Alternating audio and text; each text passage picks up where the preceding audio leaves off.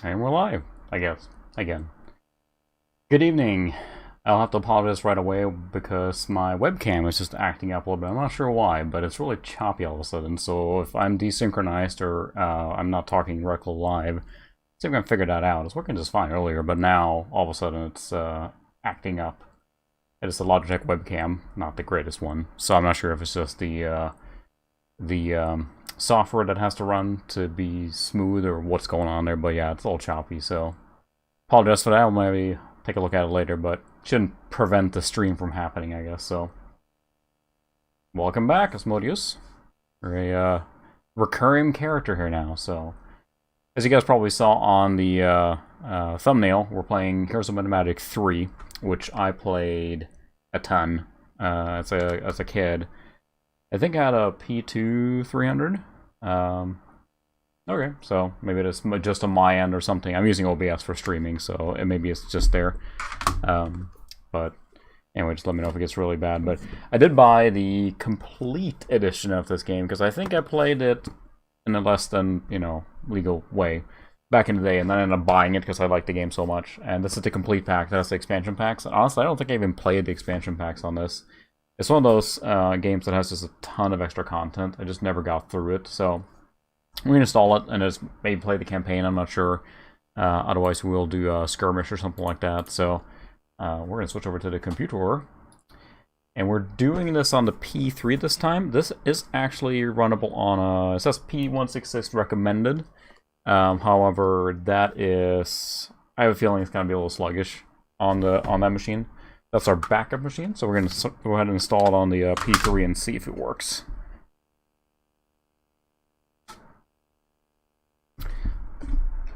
Just a reminder, this is the P3 700. So, yeah, I remember that too. I was playing this game a lot, and I got bored, and I just started doing all the cheats. There's a ton of stuff you can cheat that makes it really fun, so...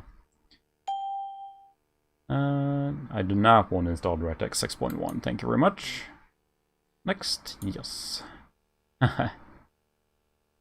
Yeah, we have higher DirectX than that. So yeah, we need a 133, so we have a 700. And we need 32 mega RAM, we got 192. And we have 99 gig free. I think we're good, except the DirectX version failing there. It's 9C. I think it's the last one you can install on Windows 98, so... We go pretty quick here. I was... considering running this on the E1 166 first, but then I realized again it would be pretty choppy. And I figured this machine would be able to do it better justice, if you will. Like, I'm trying to remember when I played this originally. I think I was playing it later, so I was playing on my 300, I think, maybe? E2 300. So I sure never played it on that slow machine. I did play Heroes 2 on my P1, for sure. It was also a very classic game. I don't have the box for that one. That one's actually available on Abandonware, which is pretty cool. So I did install that actually on the P166, and it ran just fine there. But this one uses like higher quality sprite work, a little more animations, more sound effects, probably CGI too. I don't remember. It's been I mean, I played this a ton, but I don't remember now. It's been so long. Let's check out what's in the box. What's in the box? Games. It's one of these, like, pizza cardboard box styles. And since this is the complete edition, the manual, I believe, encompasses all the different expansion packs, too. So it is very hefty. Yeah. It's got all the unit types, all their stats. They went pretty hardcore on the almost RPG elements on this one. Which, it does have RPG elements, right? You're leveling up your hero. It's got spells. And it actually has the entire tech tree here, what you can build. And this is the European version. I do not know if this one was different in America or not, but so this has all the different buildings and the tech trees from the game. If you want to have a quick thing. And also, what I like, this is something I like finding, and I bought this original when it was new. One of the things I like finding in boxes is like some history to go with the boxes, like who bought it and everything. And here's my receipt for when I checked it out from the post office when I bought it. So, that is my original copy. Pretty good condition still, I was going to say. A lot of these took a beating, but this one's still in good condition. What did I pay? So, equivalent of So just about 50 bucks. Or about 50 bucks, yeah. Yep, sounds about right. Which is, you know, par for the course for a old school game like that, so around that era. Alright, so we got that. Install. We will not install the Turbo Reader. Thank you very much. Question mark. I'm sure you need it for the manual. We do not need to run game update. I don't need to read the readme file. I'm sure there's patches for this. We'll just try it like it is and see how it goes. I'm going to create an old games folder here. Because since the hard drive is so large on this machine, you can install a lot more games than you normally would back in the day, right? You can't see that now. There you go. So we have such things as Dune 2000, of course, which ran, Heroes 3, Motorhead, Max, Hostile Waters, hoping to stream that sometime. It's a really weird, like, RTS/FPS game. Need Speed 2, Oni, which ran a few weeks ago now. That didn't go so well. Dark Rain 2, Motocross Madness, XCOM Force, Unreal Tournament, obviously. Revolt, installed yesterday, like little RC cars. There's a lot of fun you can have with a Windows 98 gaming machine. Probably the broadest range of things you can do. Let me disable this little pop-up here from... No, I won't update. I don't have internet on this guy. I'm not going to plug in a Windows 98 machine to internet. Seems like kind of asking for trouble. But a Windows 98 machine with DOS-compatible components in it can play such a broad spectrum, right? You can have a pretty fast P3, and then you can still install like something like a ISA sound card if you wanted to. This one does not. This has a Sound Blaster Live card. I'm thinking of putting an ISA card in it just to get that DOS compatibility, but it would be really fast for DOS, obviously, which it does have support. The Sound Blaster Live card can emulate Sound Blaster 16 in DOS, but since it doesn't actually have, I think it's the OPL3 chip on it, it's not going to sound great. It's going to be basically a emulation, right? So it won't sound fantastic. But anyway, we're in Windows 98 right now, fully entrenched. So let's fire up. Where did it go? Heroes 3. Run on the first try? Run on the first try. It's testing video, and I'm not sure. I think I'm going to swap out the video card in this machine. It's really it's loud.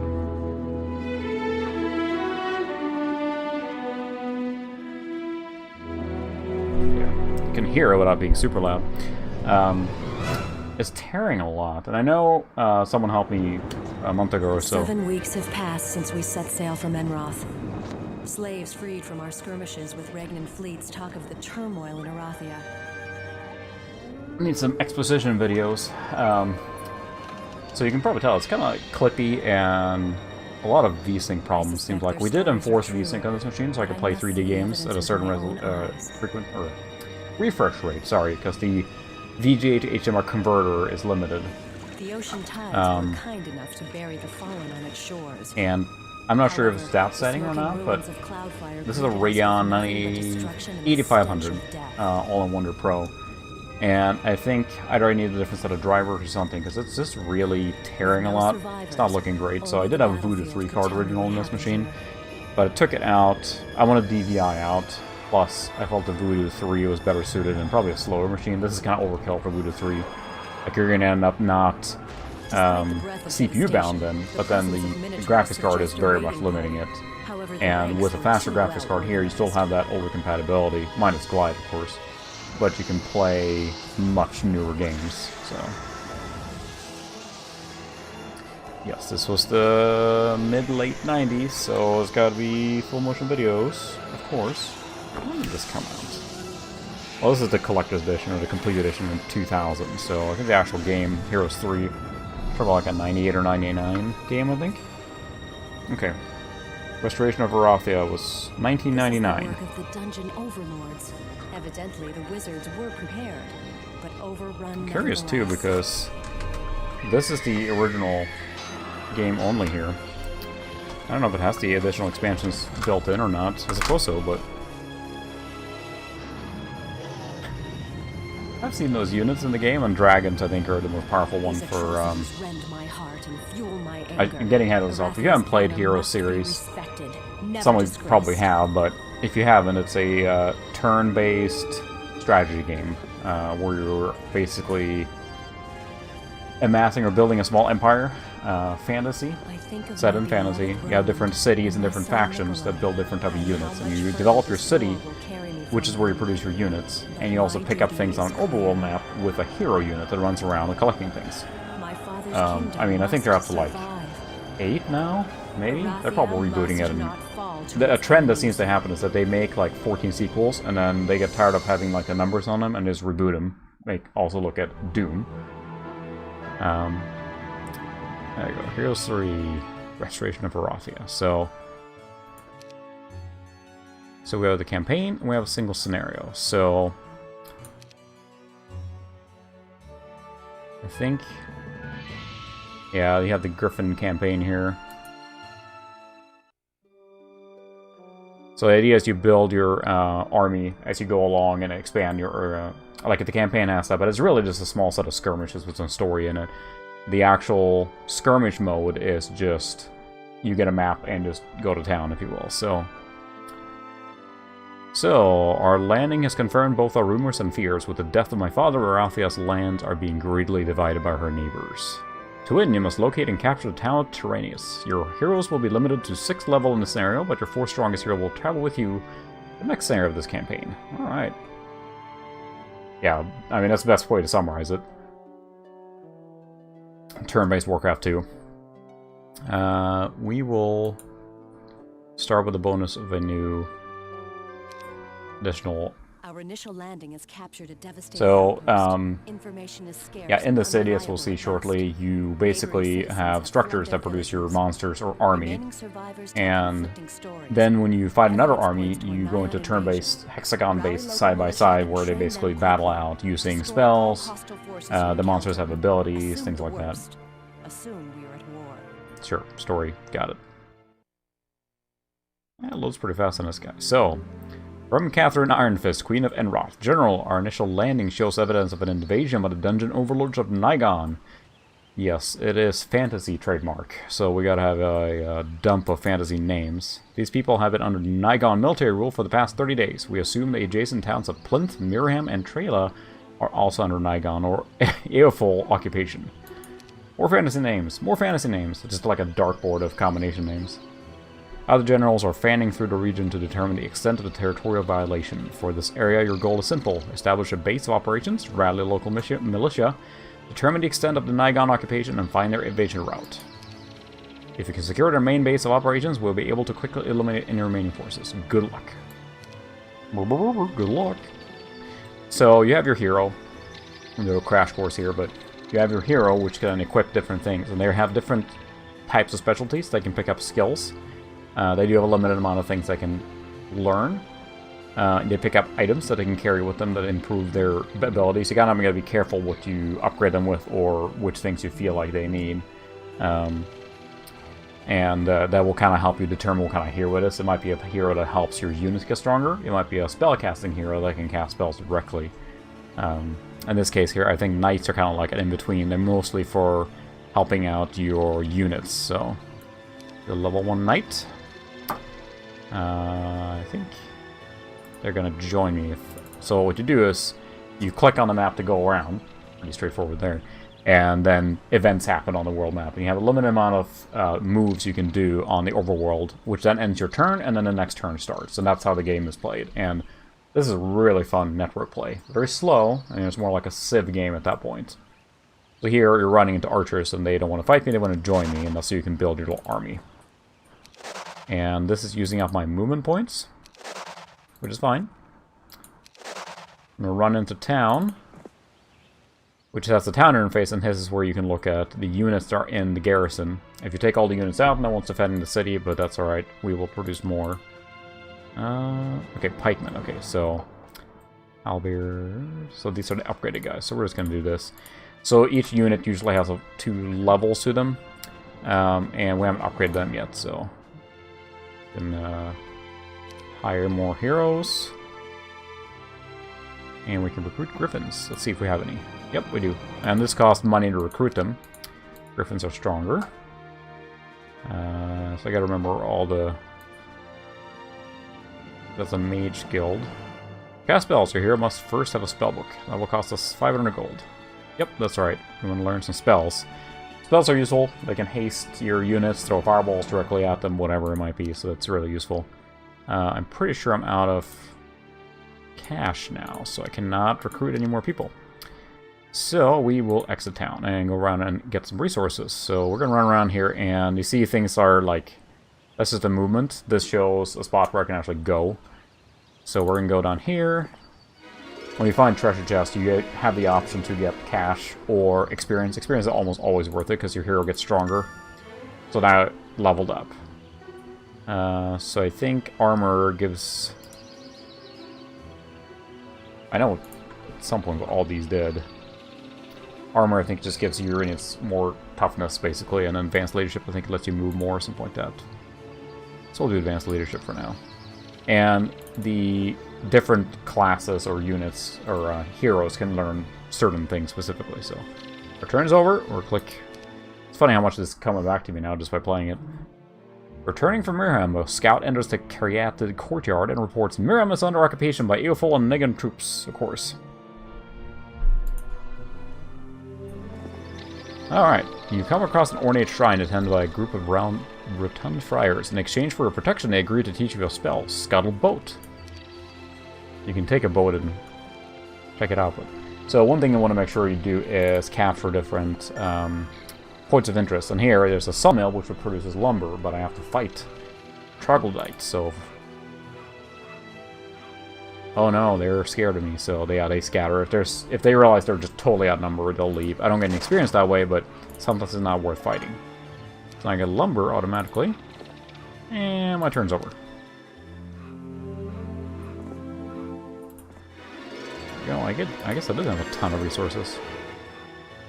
First aid, I believe, lets them heal.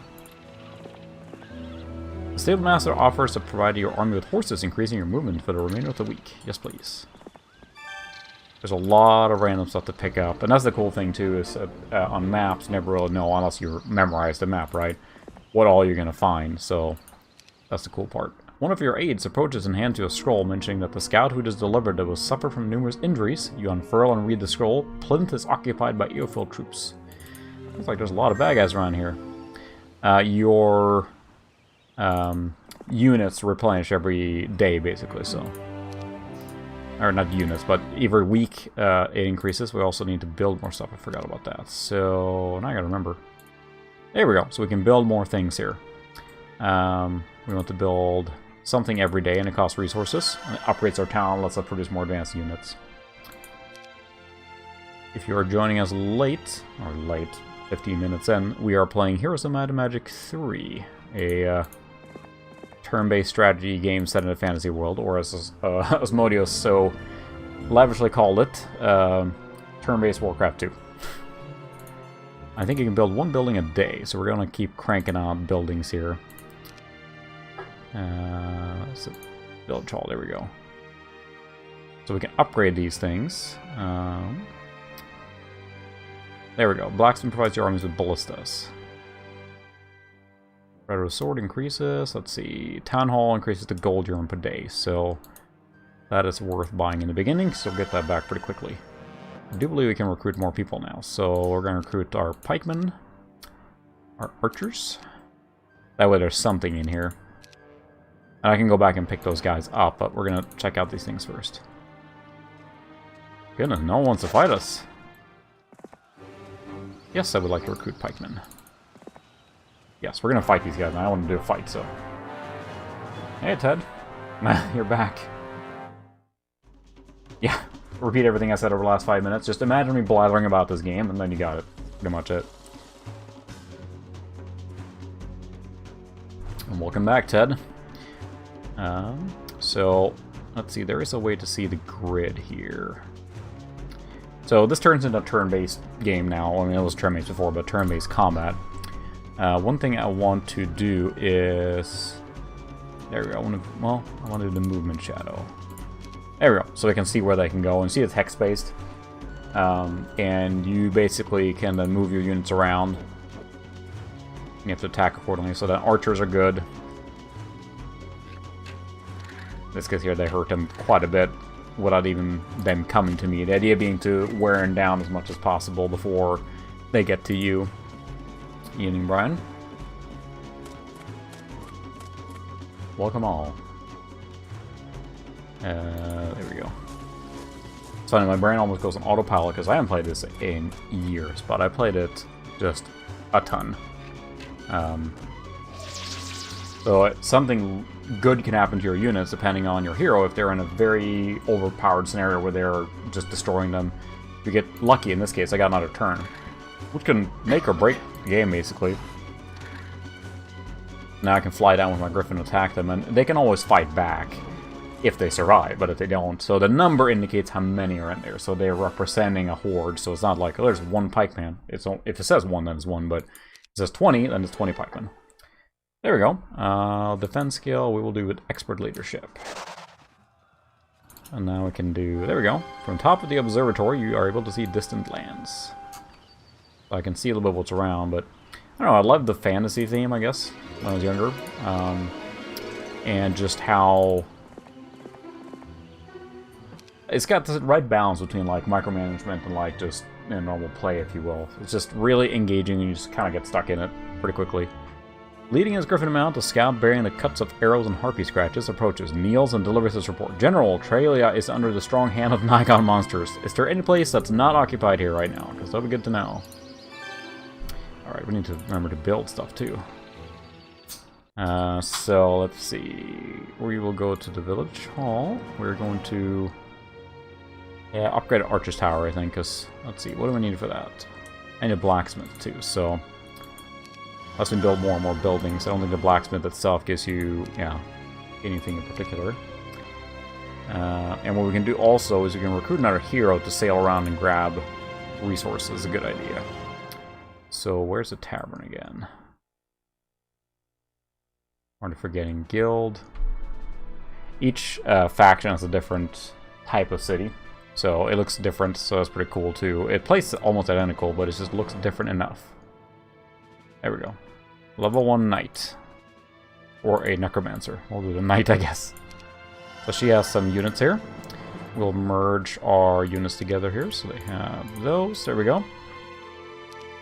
So now she can hop in a boat here. And she can go and get those things. So it's mostly like you want a collector hero that runs around and just grabs stuff for you. You don't want to leave resources on the board, so... Upon your approach, the tree opens its eyes into the light. Ah, an adventurer. I will happy to teach you a little bit of what I have learned over the ages for a mere 2,000 gold. Just bear it around my roots. You're a pretty greedy guy there. Evening, Joseph. Yeah, it's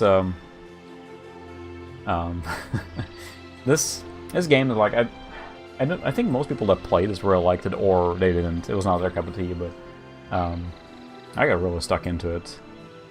So we will do mysticism, and it's only a limited amount of things that they can learn before their slots run out. Mysticism, I think, increases their spell power, so diplomacy is good as well. Lets them have a higher chance of recruiting units when they surrender, basically. Did we grab that? No, we didn't. We gotta grab that.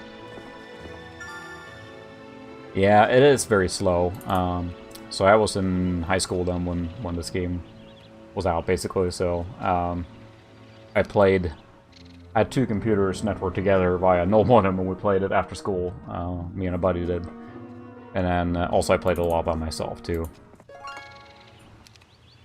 And yes, I played it and I just cheated. Just, you get bored and you get all the most powerful units and then just wreck everything because it's fun. There we go. So the Keeper of the Mill announces, "My lord, I have been working very hard to provide you with this gold. Come back next week for more." Thank you. Ooh, we gotta fight these guys. So these are now, what did, instead of surrendering, they know that they have enough attack power that we're about, not necessarily even, but these guys can walk really far. So we're gonna see if we can cast some spells here now. Yeah, we'll just do a magic arrow on this dude here. That didn't do much, so now we're probably gonna lose some units because these guys are pretty strong. You can see since hex based, I can decide which direction they're gonna attack from. Yeah, we're gonna go from the front, so. I was born in 81, so it's a long time ago, it feels like. They did damage there. So you see the broken arrow means that there's something in the way and they do less damage. So we want to take out this guy here because he is pretty high level. There we go. So that... Oh, he got another attack, so...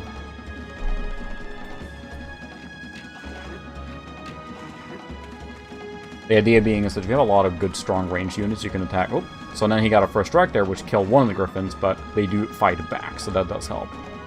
So we're going to try and protect our archers here. See, I don't think these pikemen are pretty much the base unit. I don't think they're going to... Yeah, ouch. I didn't kill him. That's good. But yeah, we need to protect our archers, because the archers, when they get too close, all they can do is stab with a dagger, which reduces their effectiveness dramatically. Well, there's one lucky archer. There we go, so now we get experience. We lost one griffin, they lost a lot more.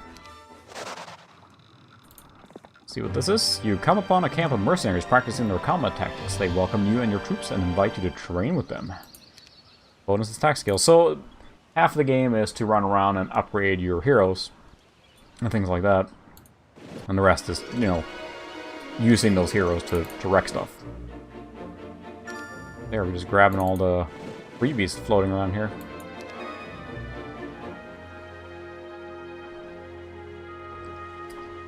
Yeah. I think the games, of course, have gotten really complex. Because you bring up a good point in that the games were done. Like, okay, so this is the complete edition. You buy a definitive edition of a game today, it's more likely to be, you know, quote-unquote done. But I think the games are getting so complex and the release schedules are getting so ridiculous now. Thinking mostly of Cyberpunk 2077 and them crunching again. They have to. There's the assumption there'll be a day one patch. They have that luxury to do that, and I feel they ship the units quicker to get the games out that way.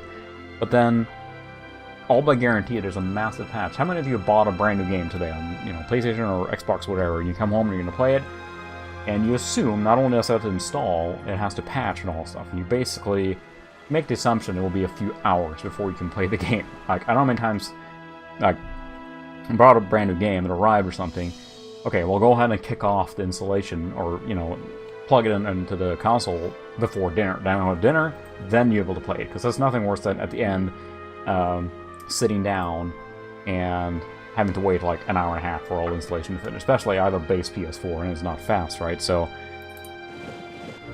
yeah, I don't think so either. I do like that indie and retro games that come back in a big way, small games. Because you think about it, you play like a, you know, Battlefield or something, a modern game. Textures take a lot of space. Those high-quality textures is what really cranks up the space consumption, which increases your installation time, increases download time, etc. And they add like new sound effects, new modes. Is it the Call of Duty Warzone has become the laughingstock now because the installation has grown to like over 200 gig or something ridiculous. Which I'm sure they need it, but it's just getting a little silly. So that's where the retro games are nice, because you boot them up and you're done. Which also, I like that there are people making new true retro games. I saw there's a new Genesis game coming out. You know, it's a cartridge, so the game is on the cartridge. You plug it in and you're done. Now, they can release often with firmware updates, stuff like that, especially if it's on a patchable flash card. But if it's a regular cartridge, like the one I saw with Genesis, I think it's Xeno something. It's like a Smash Brothers, or a Super Smash TV Aliens mashup. Looks really cool. And you can buy it on an actual cartridge, so...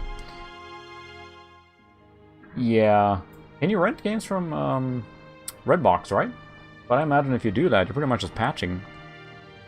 Which is where digital comes in handy, right? Because, I mean, I love physical, no doubt. But for kids, and, you know, right, kids can not always be patient. So, being able to download a game ahead of time and just having it ready on the console can be useful too. But I do obviously prefer physical media where I can. Because I like owning the game. That's the thing. It's like and these old games, you bought it, you owned it. I own this box. This is my copy of this game. I have a license for it. It will live with me forever. I can install this on as many computers as I want. It will never do anything. Versus now, you're basically renting a game, more or less, or leasing a game from the manufacturer. They could rescind that license, or they shut down the online servers, etc., etc. Or the worst part is when they just have a licensing check-in to play the game, and they shut it down, and, well, it's gone forever, so... And there are people figuring ways around it, but it's a sad way the industry is going, I guess, so... Get off my soapbox there now. Let's see, we're going to upgrade our Archer's Tower, because I want stronger Archers, because they are good. Next day is a new week, so then all the creature stuff gets refilled. Astrologers proclaim week of the rat, and different astrology signs determine which populations are going faster. All dwellings increase population. Yeah, that's the thing. I like a lot of modern games. I play, I love the Mass Effect series. It's one of my favorites by far. And that's pretty modern-ish. And I like a lot of modern games too, but I find myself returning to the retro games. Because sometimes, like, especially getting the Mister recently, just plunking down and playing an old-school game is almost more relaxing. Because what I suffer from on modern games is the collectathon fatigue, right? All of them have collectibles, unlockables, skill trees. That was novel when they started introducing it, but now every single game has 40,000 things to unlock, and it's hard to not just want to play, collect everything, and then you drive yourself nuts, so. I have not, no, I should probably watch that, so. Yeah, it's pretty funny, because you're saying that for the Steam Drop XP support. I'm actually working on my next video right now, and that's the follow-up to the shuttle, and I actually had it plugged in to Ethernet because I wanted to use it for some streaming stuff. I'll show you in the video, and it updated, and I had installed Half-Life 2 on there, and I was trying to play Half-Life 2, figured that's a good match for an XP machine. Well, it requires Steam to activate. So that didn't happen, but then I plugged into Ethernet, and it started updating Steam, like, oh wow, it works. But then I remembered, yep, they have discontinued support for that. So, no Half-Life 2 on that machine without a crack. So, thank you, Valve. Which is, again, I don't mind the Steam service, but then you have to be connected to use it, What's this here? Your men spotted a navigational buoy, confirming that you're on course and increasing their morale. Huzzah. We're just floating around picking up stuff. Which, interesting thing about Steam supporting XP is that a lot of the games that were self-contained or older games that were patched around on newer stuff would actually play on retro machines. I've seen Phil's Computer Lab, he did a lot of things where he basically takes the installation that often has, like, maybe a DOSBox installer wrapped around the game, or DOSBox portable or something to that effect, or patches to allow it to run. You can extract the actual game files out of there and play it on actual original retro hardware. So he figured, well, I'm buying the game properly, I'm paying for the license, and I'm then running it on real hardware. But then with XP disappearing, or Steam XP support, that makes that harder, so. Yeah, I'm always open to suggestions. I sometimes just randomly pick a game, so if you have things that you guys want to see for specifically, let me know for sure. We are going to build... Let's see... Marketplace, Mage Guild, you can get better spells. Do you need the...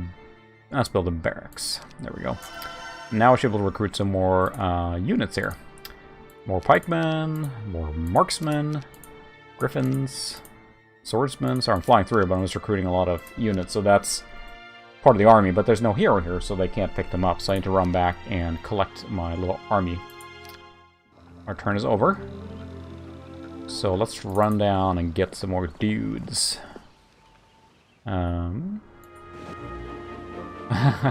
Yes, I did remember Nox. I did stream Nox. One of my first streams, test streaming, was with Nox, actually. Yeah, I can play that again. I love that game.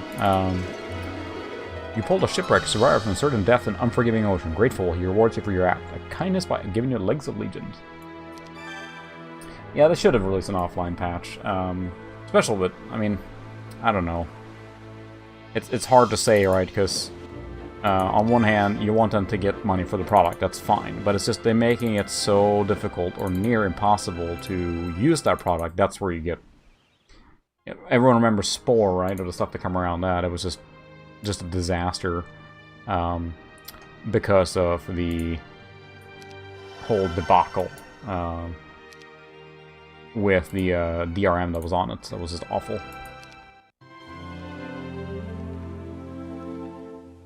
Well, also, I mean, Half-Life 2 is fully playable on Steam today, right? You could just download it and spend in so many packs. I have not streamed Black and White. I do not own Black and White, believe it or not. That's one game I do not have. So, Garrison Pikemen. I think you can upgrade. There we go. Upgrade units. They're stronger, better, faster.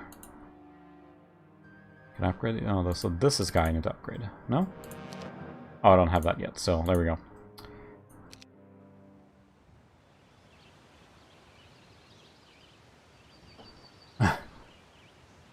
Okay, so you can do that.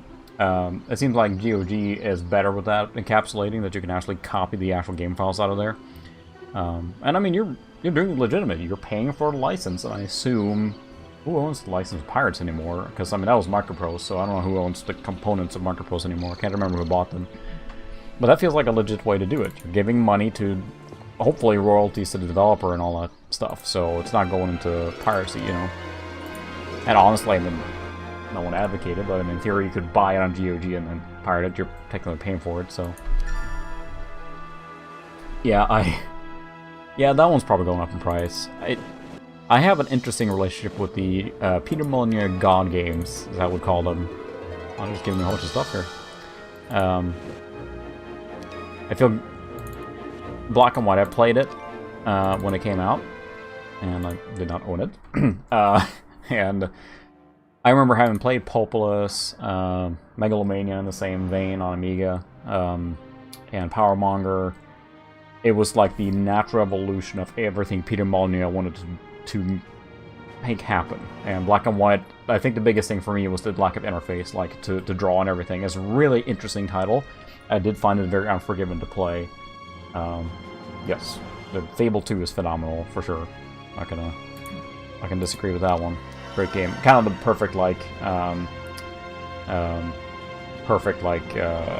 action RPG game, right? So I am a little excited about the new Xbox if it can do upscaling of 360 games, because that probably look really good on there.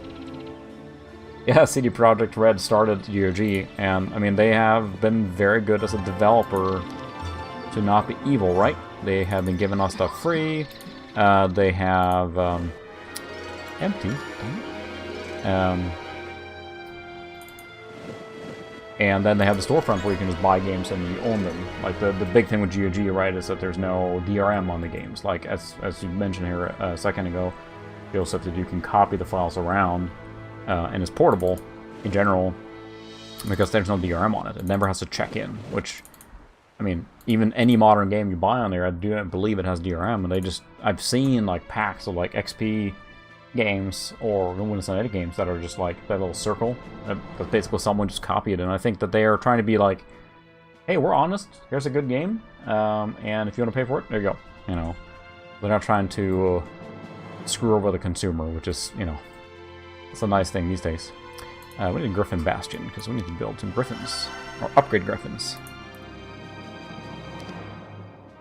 Nothing to recruit. Alright, I need to get some, run into some actual armies or something here soon. Here we go. More gems. We'll always take this so we can upgrade. Christian can gain no more experience in this scenario, but we'll likely carry over to later. Alright, so we maxed out. We advanced artillery. Yeah, where did my,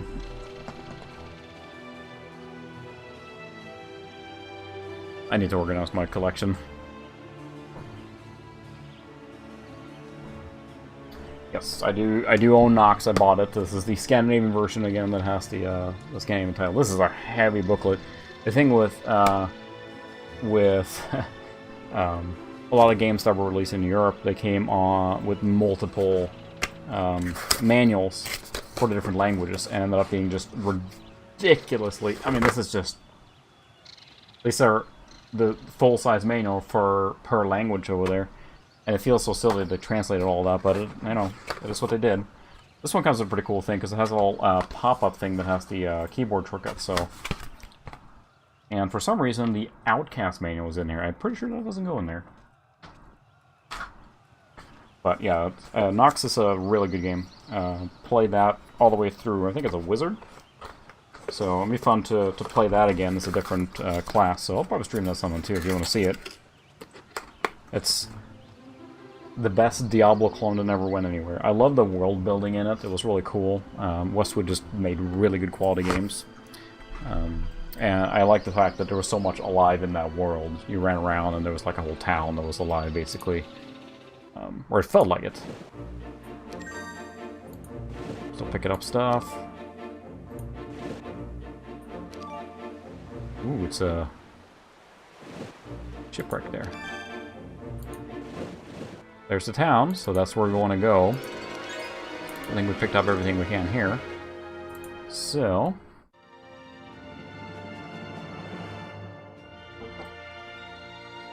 yeah, there was... it's interesting, because my copy of Half-Life 2, actually... it's here somewhere.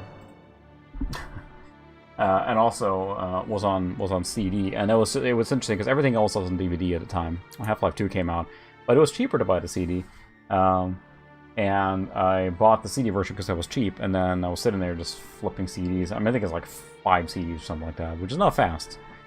But you know, it is what it is. Let's see, we want more spells. No, we'll just upgrade Griffin Tower.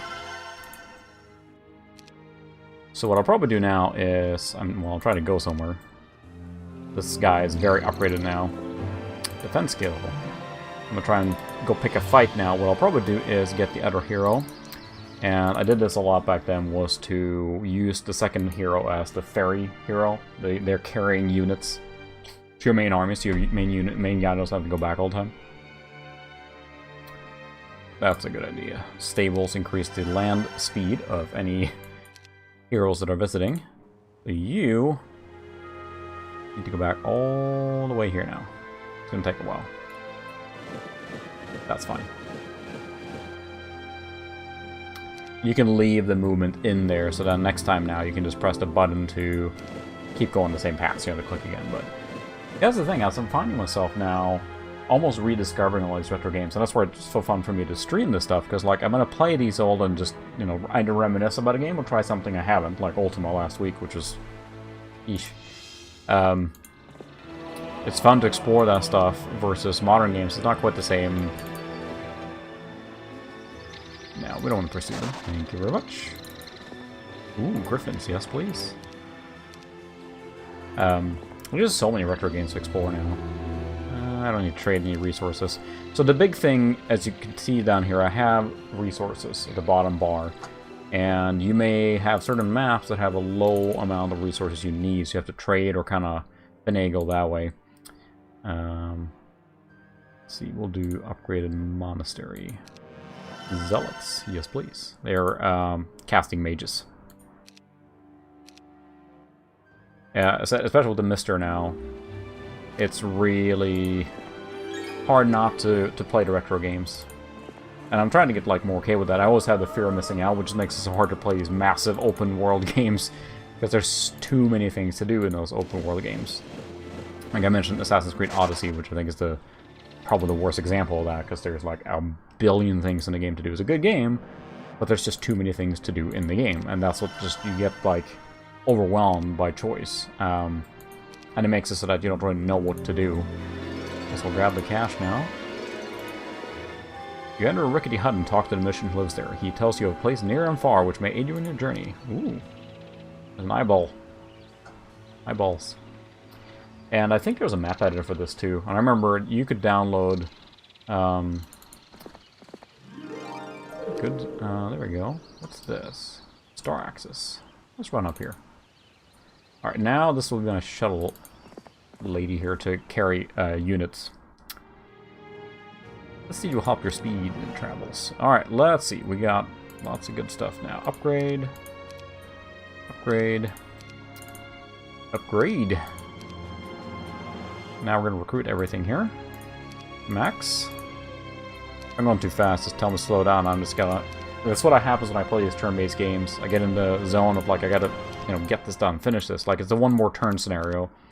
We're just trying to do one more thing. I think there was a way to... I thought there was a way to mass transfer here, but maybe not.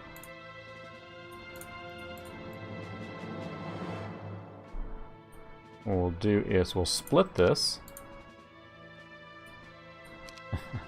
Here I'm going with this. This lady will have one dude to help out. Did I actually build anything this turn? I don't think so. No. I'll build a citadel, why not? We have the cash for it. Ta-da! And you get upgrades and upgrades until you have basically a maxed out city, so... Yeah, I want to play Stardew Valley. I haven't played it yet, but I'm terrified of playing it, so...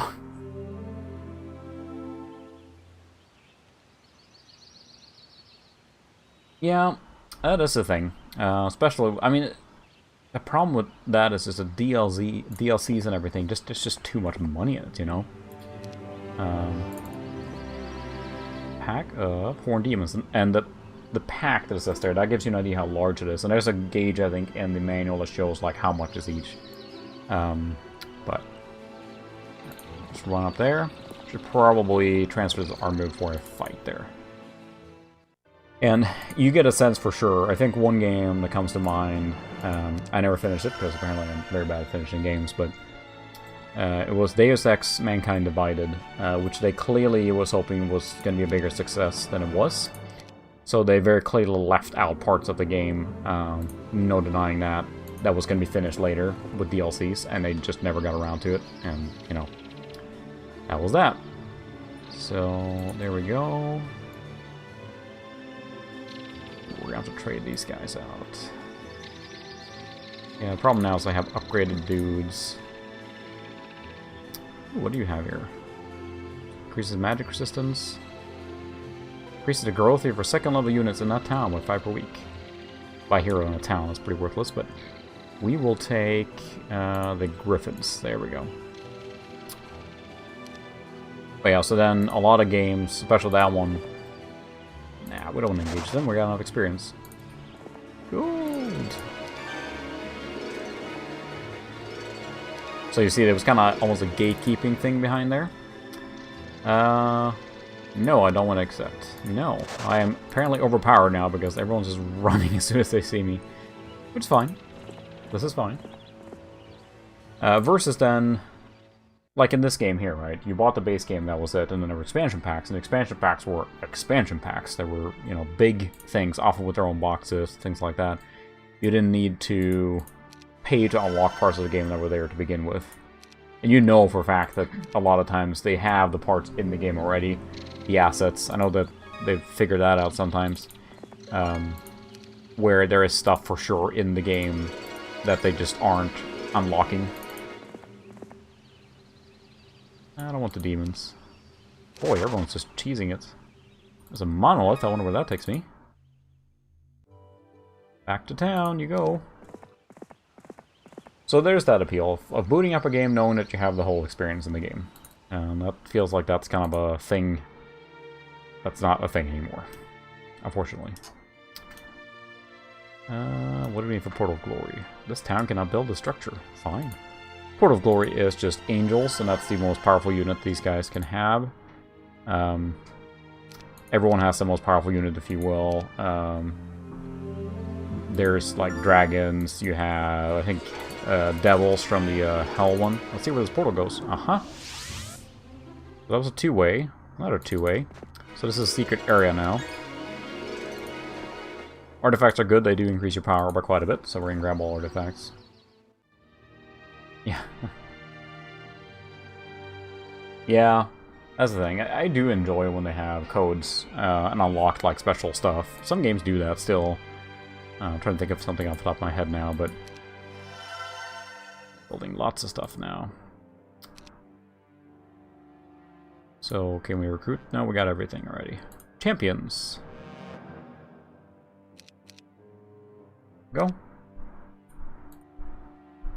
It's like, you know, just make the game fun. It doesn't have to be a chore to play a game, right? That's the whole point. It's supposed to be fun, so...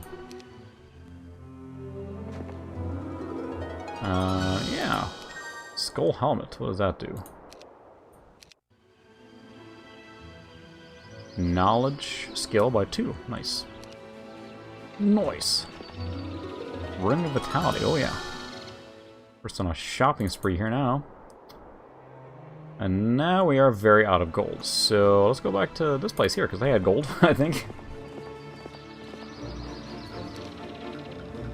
So what is a, I'll ask chat here. What is a system or, say almost era of games that you feel you want to explore more that you haven't explored?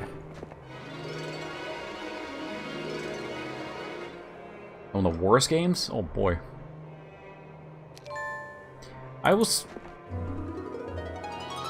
Boy, just racking up the stuff here.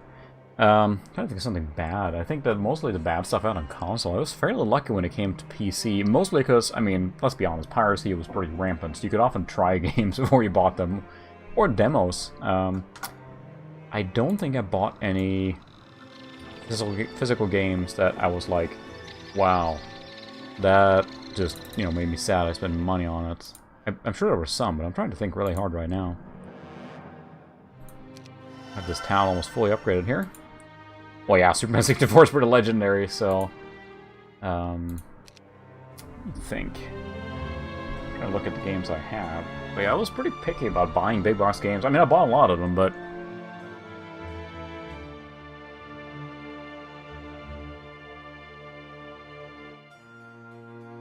yeah, I was pretty good about buying games. And also, so... my parents had rental going on, so I was able to... Torso of Legion. To rent NES and Super Nintendo games without really any charge, which, you know, was pretty helpful in trying out games, to say the least. Where does this go? Uh-huh. So I believe you carry these things with you, so I don't have the money to recruit right now. We're just going to end the turn. Here we go. Oh yeah, get all the stuff. So, I'm trying to think of any games that would just really, really made me disappointed. I know one game that I bought with my own money, which is, oh, I'm not saying I didn't buy games with my own money, obviously I did, but one game that I bought was Mega Man X. Fantastic game, it's one of my favorite games of all time at this point, but I beat it in like 2 days as a kid. And that made me so flippin' disappointed because I had saved for a long time to buy the game. I bought the box, you know, I bought the game, I went and played it, and I just like plowed through that game and beat it in 2 days. And just, I was just so sad because like, well, I saved for a long time and now that was it, you know. Since my parents had the rental, I didn't get to buy many games because why would they spend money or, you know, give me allowance towards it or make me earn money towards it, or, you know, they always discourage me spending that money because we can always just, you know, rent the game. Mega Man X, we did not have a rental, so I did end up, I don't think so anyway, but anyway, I did buy it and played it all the way through, and that was it. And the reason I was upset is because I beat it in 2 days, but I was trying to decide between Shadowrun for SNES, which is also a favorite game of mine, it's fantastic, and Mega Man X, and I decided to go with that Mega Man X, and I beat it so fast. I was so disappointed. I remember looking through the magazines, like, which one should I get? I'm gonna buy one game at a time. And that made me disappointed. So I actually went back to the game store, and I grew up in a small town, so it's a toy store, so it's, excuse me, selling games. And I just pleaded with them, you know, please can I just, you know, return this? And I think they let me for a small, like, restocking fee, since the game was basically brand new, and they probably, you know, sold it to you, took pity on me.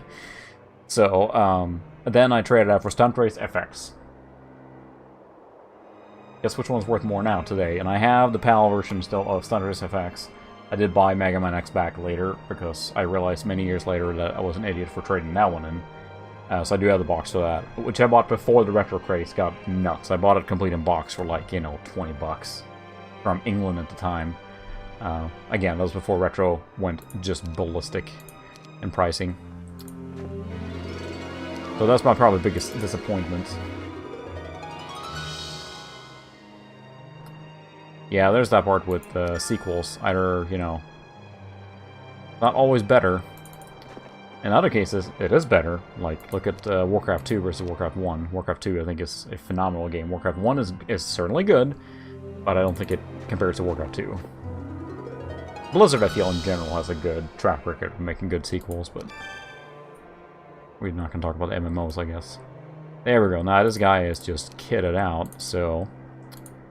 So I think now we probably have some cash here to recruit some more dudes. Resource silo. Provides an additional 1 wood and 1 ore. I don't need that, I need cash now. Yeah, in case I started blathering on about that questionnaire, but is there any system you guys are never explored that you want to? that you might want to... Because for me, what I'm exploring lately is Mega CD on Mister. That's one of my games that I will never own. I will never own that platform. Like, I can't justify buying a Mega CD or Sega CD and maintaining it because it's so expensive to get into it. Versus on the Mister, it plays all of the Mega CD or Sega CD games basically flawlessly. So that is a great one to be exploring on there. So I'm enjoying that, the kind of 16-bit like overdrive stuff. And then, of course, going through my big box collection of games that many I have never played, right? Which I feel that's what collectors do. Let's see, let's get some more Crusaders. Pretty strong. Running out of cash. There we go. Alright, let's transfer those over.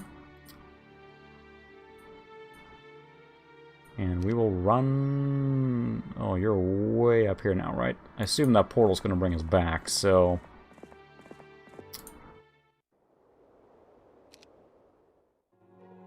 Yeah, there's no denying of the first. And then you have the ones like...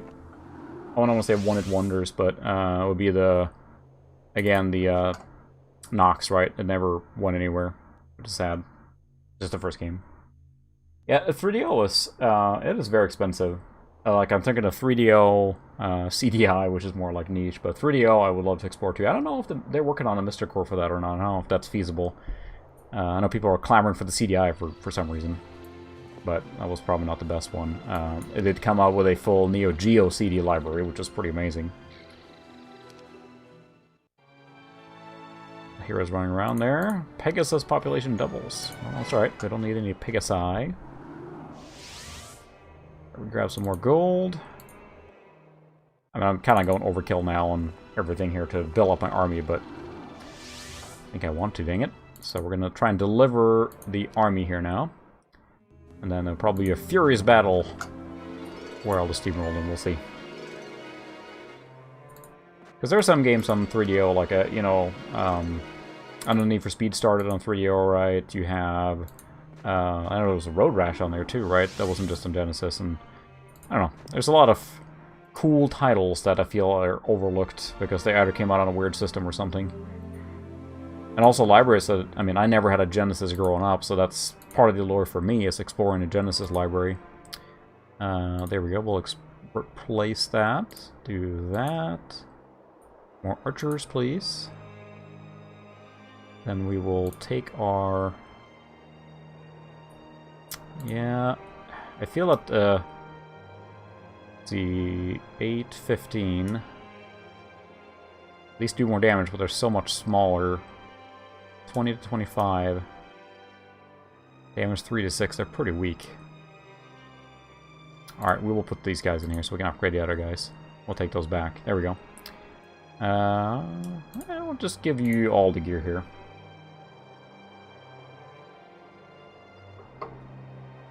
Yeah, that's true. I was bouncing keyboard for the longest time.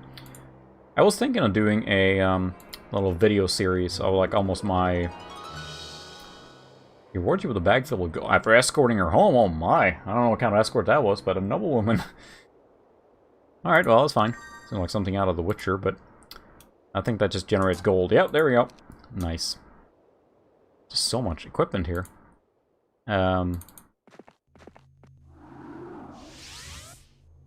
Gonna say, I was thinking of doing like a little video series on my retro journey, like trying to start out like, here are the first games I remember, here's the ones I played, the systems I had. Do you find the dragon for the artifact? Yes. It's not a dragon, little dragonflies. Come on, man. Oh no, it's a dragon. Ouch. Yeah. Yeah. So, well, they all died. Okay. Good dragon. Dragonbone Greaves. What did they do? Ooh, it's a good upgrade. Boy, there's a lot of equipment here that's just helping me out. Yeah, it's pretty funny, because speaking of different controllers, one second.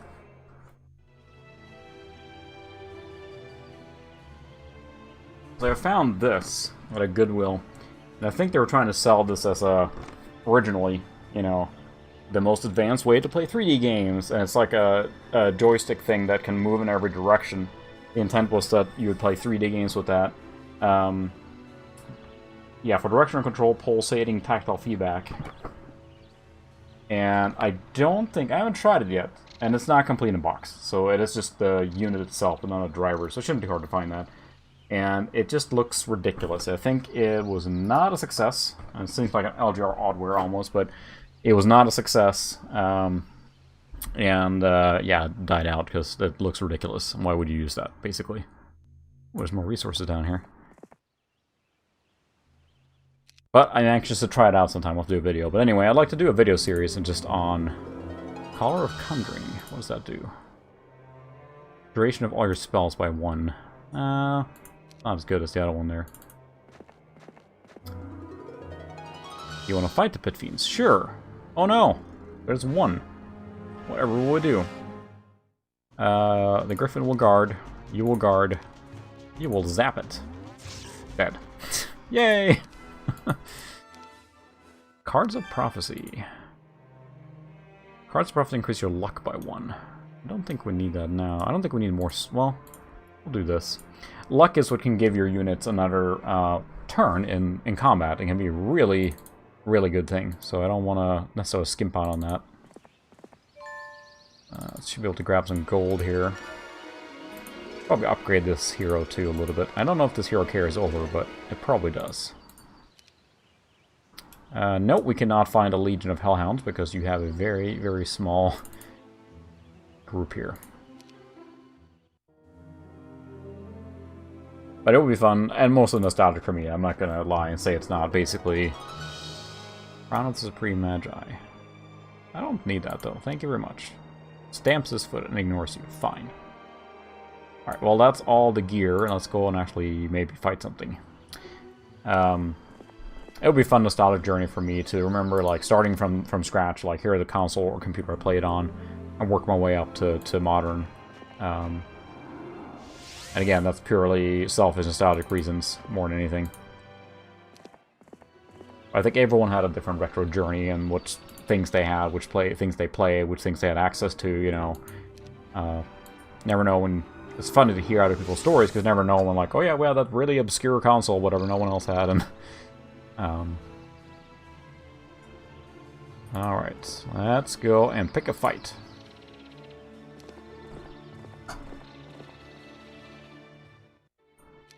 Alright, let's go upgrade these guys. Whoops, upgrade unit. No luck, but very high morale. Ooh, the buoy. Alright, let's see what we can... I think that... Yeah, you probably need a spell book. So you can learn some stuff. So... the, Oh, yeah, a ColecoVision. Cool. I have a... You know that, but I have a ColecoVision Atom, which is the computer version of that. That's one I really like to figure out, too, which I think I just need to get a custom power supply for it, because the power supply was in the printer. But I believe it can play all the ColecoVision games on there. And the computer I don't have, that I'm still missing, is my compact all-in-one 486. It was one of those, like, fishbowl big monitors built in. You've probably seen them. Compact Presario CDS, the 500 series, 520, 522, 524, 526, I think. That was my first real computer. And it's hard finding those. I think it's like they were more rare in America, I'm pretty sure. I don't seem to find them here much. Boy, these things are expensive now. Out of cash.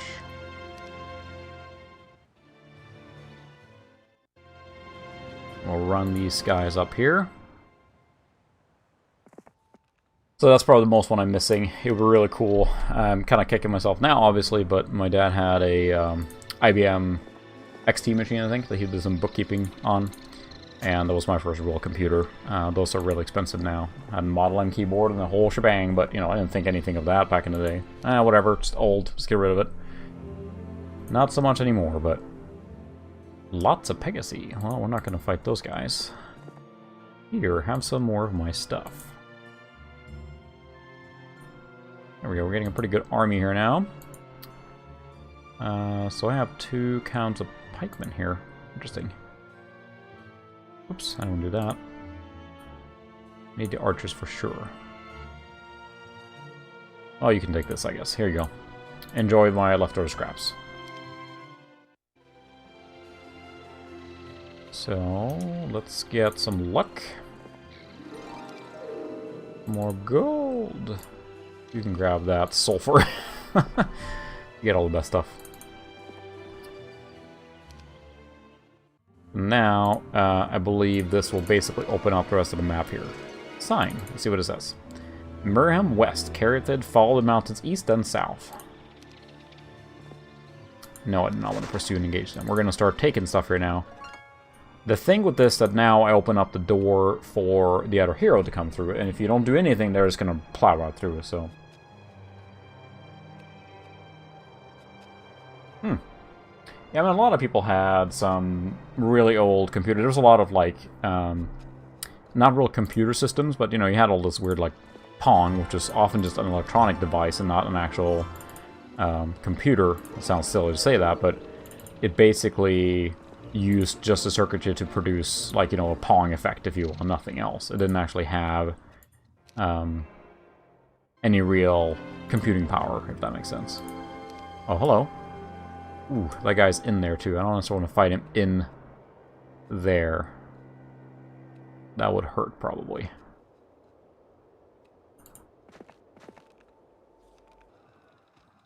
Because if they're in the town, they get a defense bonus, and they can use the towers and everything. It's not always a good idea.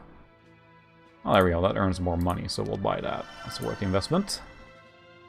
If you're joining us late, which some of you might be, we're playing Heroes of Might and Magic 3 on a Windows 98 machine, which is a P3 700 megahertz rig. He's not going to leave there, so we may have to go pick up his other heroes. Oh, hello. That's a pretty beefy dude, too. But, again, they get a lot of bonuses by being in a town.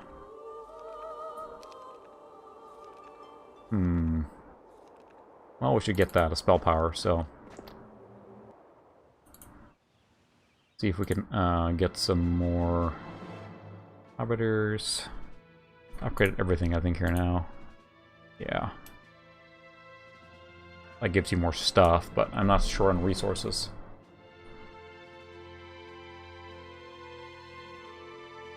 There you go. That's a pretty classic route there. Game Boy, Genesis, Model 2, Sonic 2. It's funny because I always lusted after Sega products because at the rental we were able to you know, get games for free basically. So we were a Nintendo family, and that's what my dad went with. That's what he liked. That's what we did. And because we had a rental and basically unlimited access to a lot of games, I shouldn't say every game by far, but it's hard for parents to justify wanting the kids to spend money on games when you can just like rent a game for free. So it was Nintendo. So I almost no one I knew had Genesis or Sega products. A family friend had a Master System. Played that when we visited every once in a while. Didn't get to play that very much. Then my cousin and I would rent a Genesis and we'd play like Toe Jam and Earl. I thought it was so cool because it was different. But that's like all my exposure to Genesis. Or the Mega Drive, as it's called in Europe. And beyond that, and like, you know, had almost no exposure to it because no one had one. So I'm sure some people did, but none that I knew, so. Yeah, that's the thing too. As far as I know, Nintendo was quite dominant. So I know Genesis and Sega was strong, but everyone I knew, like everyone I knew. So I grew up in Sweden, then if we're gonna localize it more, and everyone I knew had a Nintendo NES. That was like just everywhere. I had a friend from elementary school, and his dad was the captain of one of those big container vessels. I probably mentioned it before. And since his dad was out on a ship all the time, he was a skipper then, he'd always bring back toys and games. So he had just stacks and stacks of original NES games, like every single Transformer you can imagine, you know, He-Man, everything, like all those figurines. I mean, he was gone so much. I'm sure his dad made a bank, but he was just gone a ton. So then, when he did show up, he just brought tons of toys, basically. And games. Hopefully this hero doesn't just get nuked now.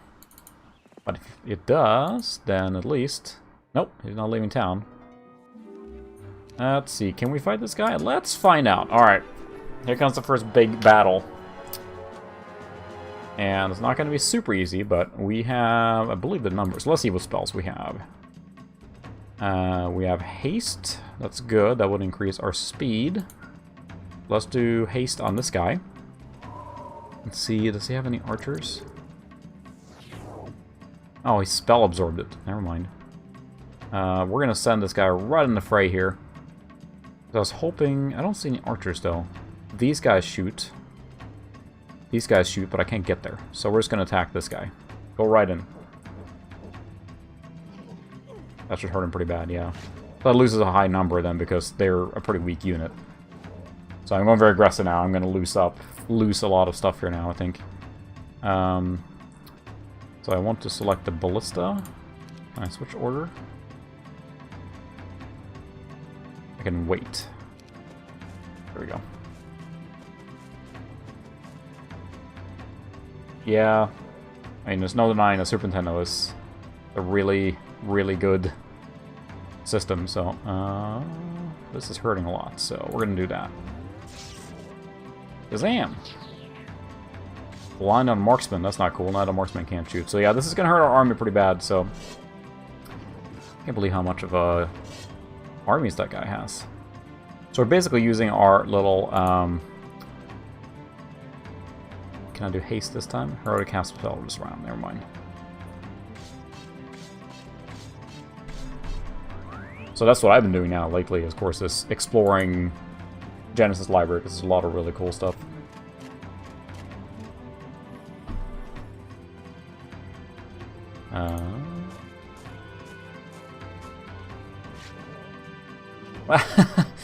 No, I'm not going to cheat. Boy, a AoE spell here would be pretty nice. Who am I controlling now? The ballista. Okay, we'll shoot at that guy because he's arranged. Ow. Ow.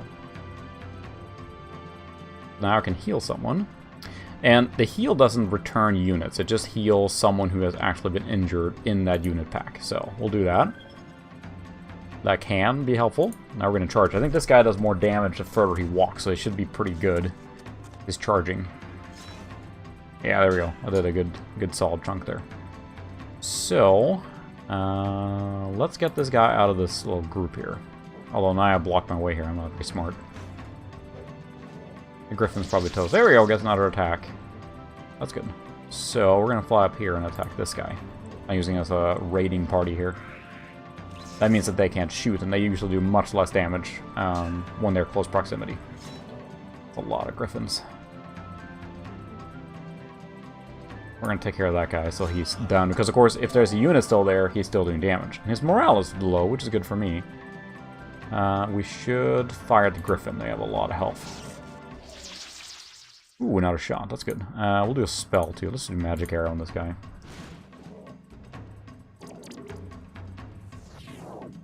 There we go. That's a nice pact to do. Like you didn't cheat on games until everyone has beaten it, so that's pretty cool.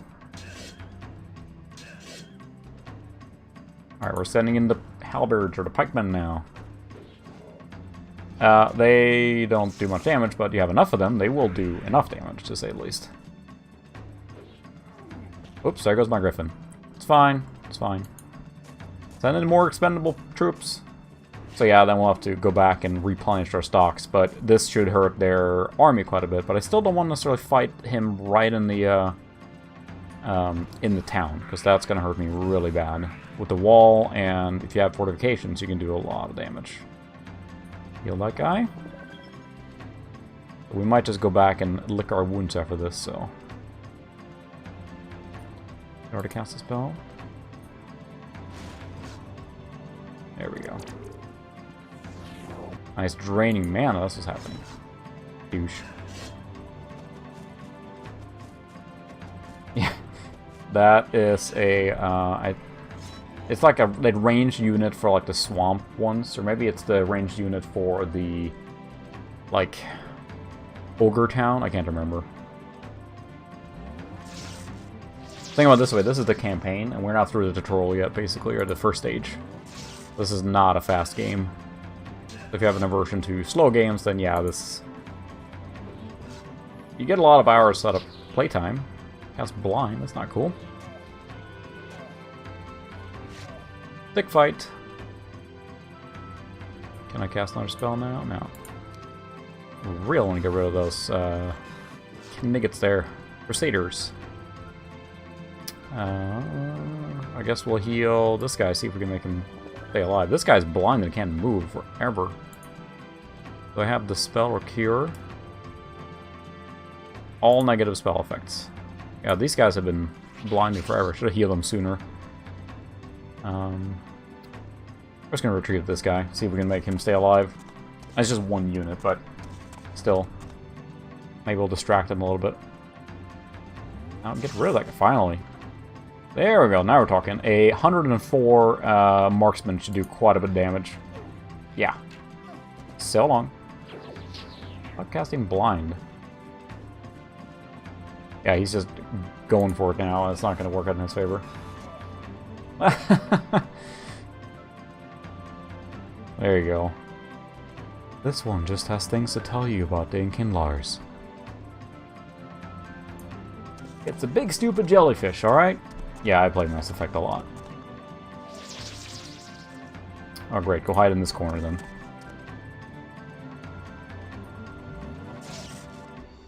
What is it? This is like a fake thing, or it's in the games.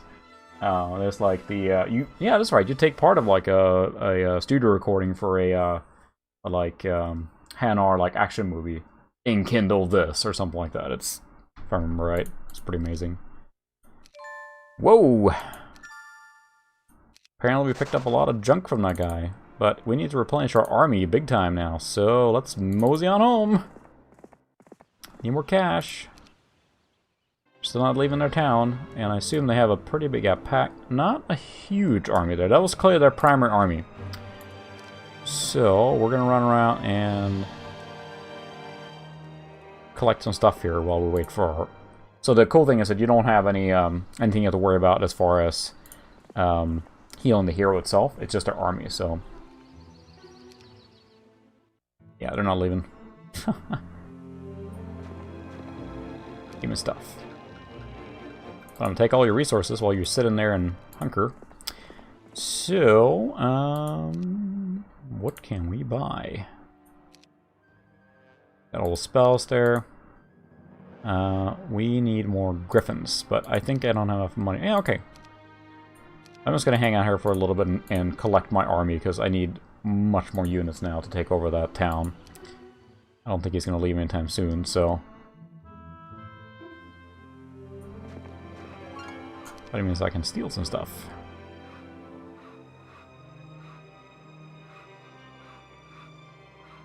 How's this guy? Well, still a lot. Archangels too. It's pretty strong armies here.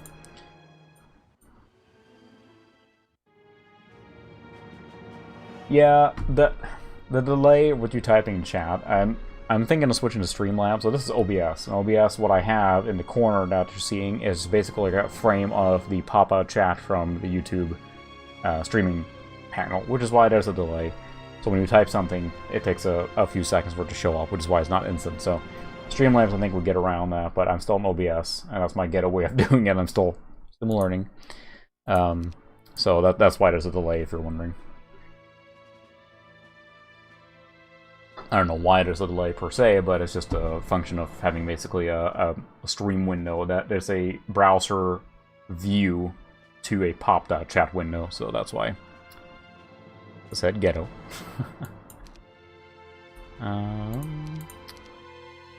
Alright. I'd like to get all of these, but I just don't have enough cash. To sit here and get some more money.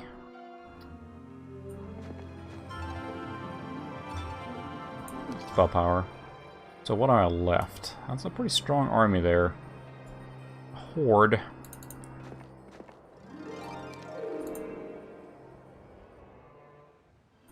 I'm not making much money. I had to find some treasure chest or something, but Oh, so I'm going to have to run up here what I have.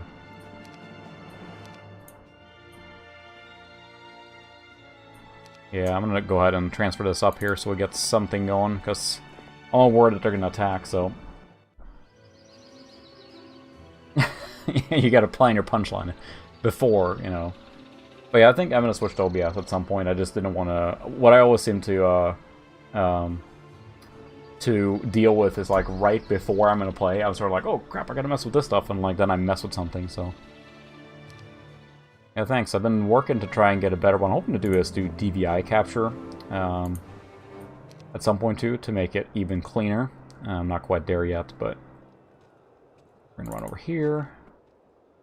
What I'm doing now for capture is I'm using... so the computers themselves, there are several sitting under here now. We're playing on the P3700. They all use a KVM switch, which is the trip-light standard KVM switch I managed to grab from work for free because they're throwing it out. It's a VGA PS2 KVM switch, which then feeds into a VGA splitter, which then goes to the CRT monitor I'm playing on, and then also goes into the Sewell Manta VGA to HDMI converter, which also pipes in audio from an audio switch that has 4 ports on it, so I can pipe the audio from the computers. And it all goes into HDMI, which then my normal capture card is grabbing. So, it's pretty convoluted, but it does the job, and lets me switch around quickly. Thinking of switching more to a DVI solution, as like I mentioned, because you can get more digital, cleaner picture that way. So, let's transfer over these guys, and maybe we can beat that out of Hero up there now. Oh, we have a lot of stuff here. Knowledge, skills, you can have that. Immune to Death Ripple, I don't think that matters. Attack skill by 2. Alright, you can have that. Negates all luck bonuses. I don't want that, that's not very good. Extra 3 spell points. I don't think we need that. Morale is better. You can just carry that, though. Additional wood, yes, we'll put that in resources. Eagle Eye skill, no. Luck, it's fine. Nope, that's good. Alright, let's stock up our numbers a little bit. That's 60 griffins back, that's pretty good. We got those marksmen, that's very good. And then 3 more there.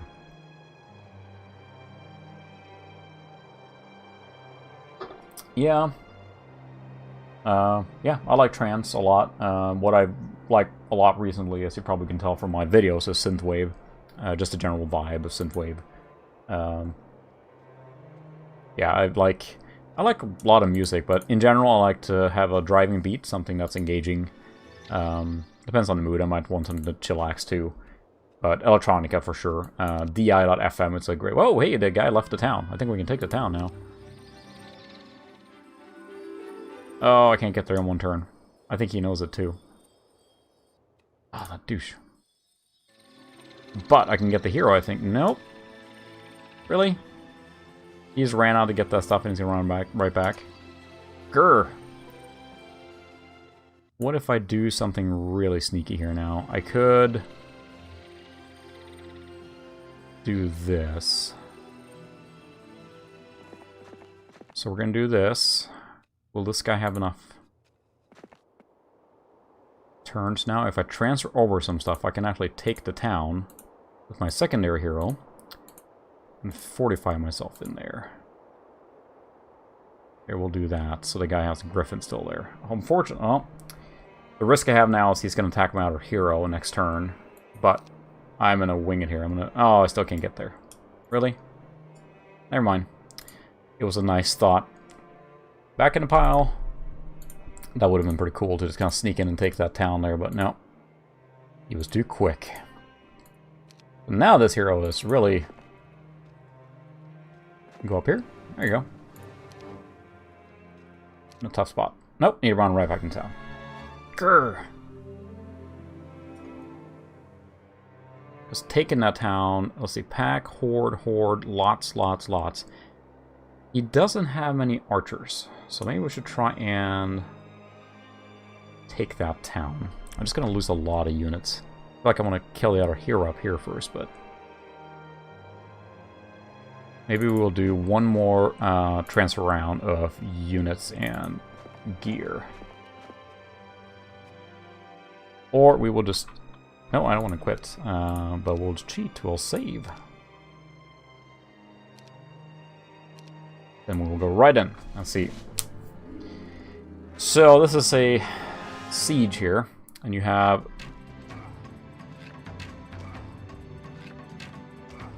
Boy. Man, that goes so well. He has a lot of units.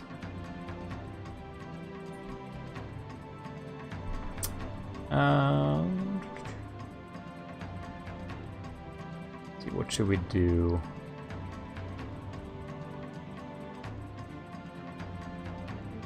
Get rid of these guys. They're ranged. And we're going to counter our 61 Griffins versus his 42. Should be able to beat this, but this will be a bit of a rough battle, I think. See what we can do. Ow. The ranged dude... Yeah, we should take care of these before they get on our grill. Oof, they do a lot of damage. The upgraded range, there's usually like one starter range and then one upgraded ranged unit, if you will. They're usually very powerful. So we're going to use our 146 marksman on this guy. Oh my goodness. That did a lot of damage. Don't blind me, dude. Alright, we're... No, just chat. I like when a lot of people are talking because it gives me more to riff off, I guess, or discuss or talk about. I think it's fun, so don't be worried about chatting too much from my perspective. I streamed one time, and this was before I was regular. I know it's very hard when you're just randomly showing up on streaming. When I... Let's see if we can do Cure. I already cast a spell. When I was just randomly streaming without any schedule. Ow. I was playing shareware games, I think, on floppies, and no one showed up at all. So I was just talking to myself for a while, and then decided to pack it in because it felt kind of silly to sit there and talk to myself, but... There we go. Alright, now we're talking. We'll heal the Zealots. They're really good. They do a lot of damage, so... Fortunately, because they have the benefit of the walls, they have, like, those arrow shooting. The Trebuchet will slowly but surely grind down everything they have, too, so... let's see. These guys are probably... I would like to fly up here and harass these guys, though. My turn again? Yeah, I can do Cure. Cure that guy. We're gonna fly over here. And this guy has 1, so go for it! I believe in you! I'm still alive. Holy cow. We'll fire at this guy because they have a lot of health. There we go. Now, let's take care of this dude. See if we can do that. Go away, tentacles. Alright, that's good. That's very good. See, luck is really important because, I mean, it may seem like a ridiculous stat, but if you get lucky, you can get another entire round. I mean, imagine doing basically the double damage, which is really useful. Whew, good luck shines. Wham! Took care of half of them there.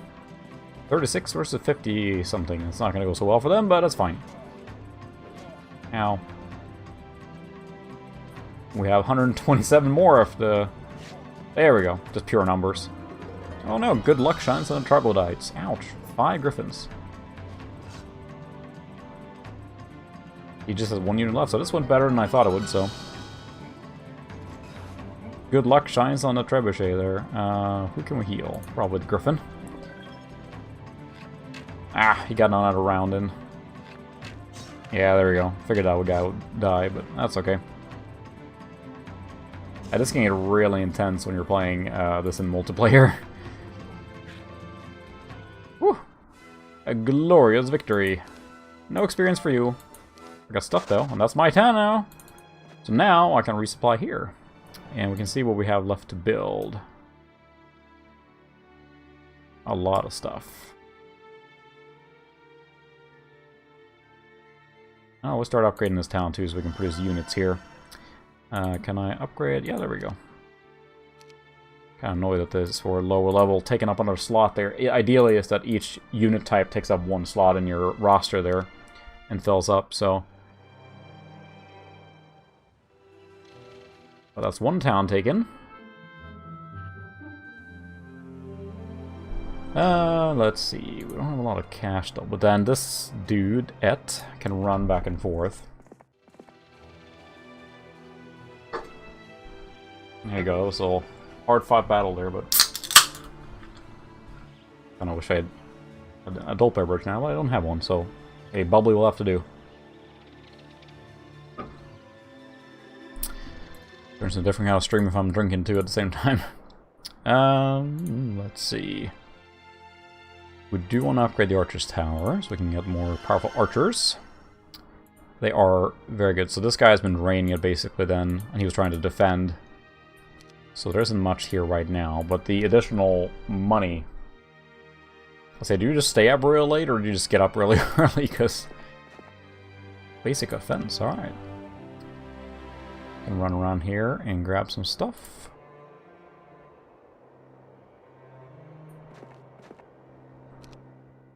Of course, you can leave stuff in town to protect it, so...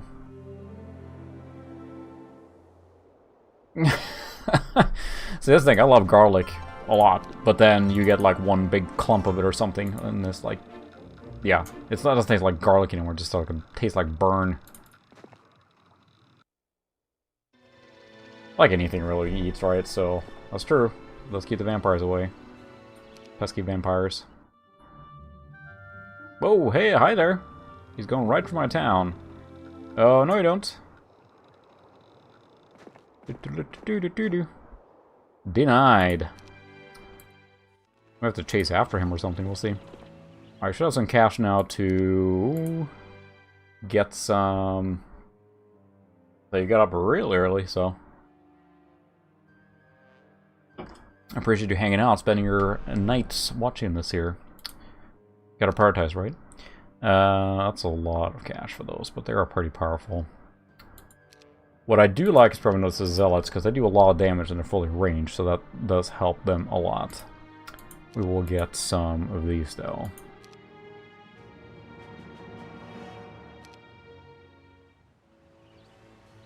Is there anything else that you need to visit here now? Stables visited.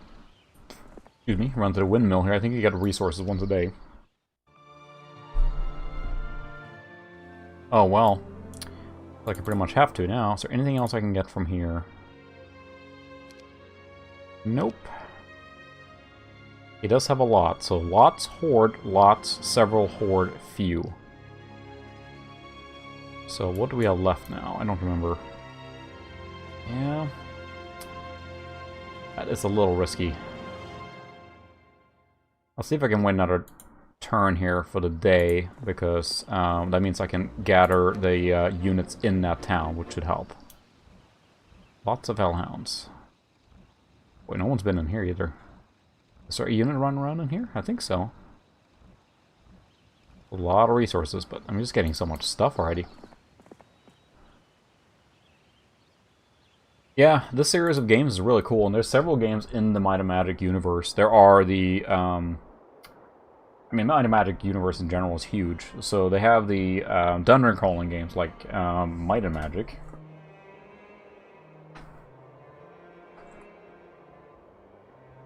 This is about a contemporary. I never played this. The Might and Magic Blood and Honor, which is more of like a typical, like, you know, you have a party of 4 crawling through a dungeon and that kind of stuff. It looks cool. Never played it. There's a huge series of those, but the Hero series would really, I just always liked. It's the right level of complexity, so you can get pretty deep in it, and it doesn't get too crazy. I guess it's still very manageable. So I find these games really, really fun, enjoying.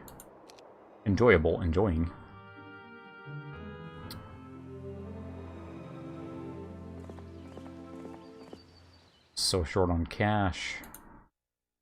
I'm going to grab the champions, and I'm going to run up because that other town will restock. So I can grab more army stuff from there, and then see if I can take care of another hero there.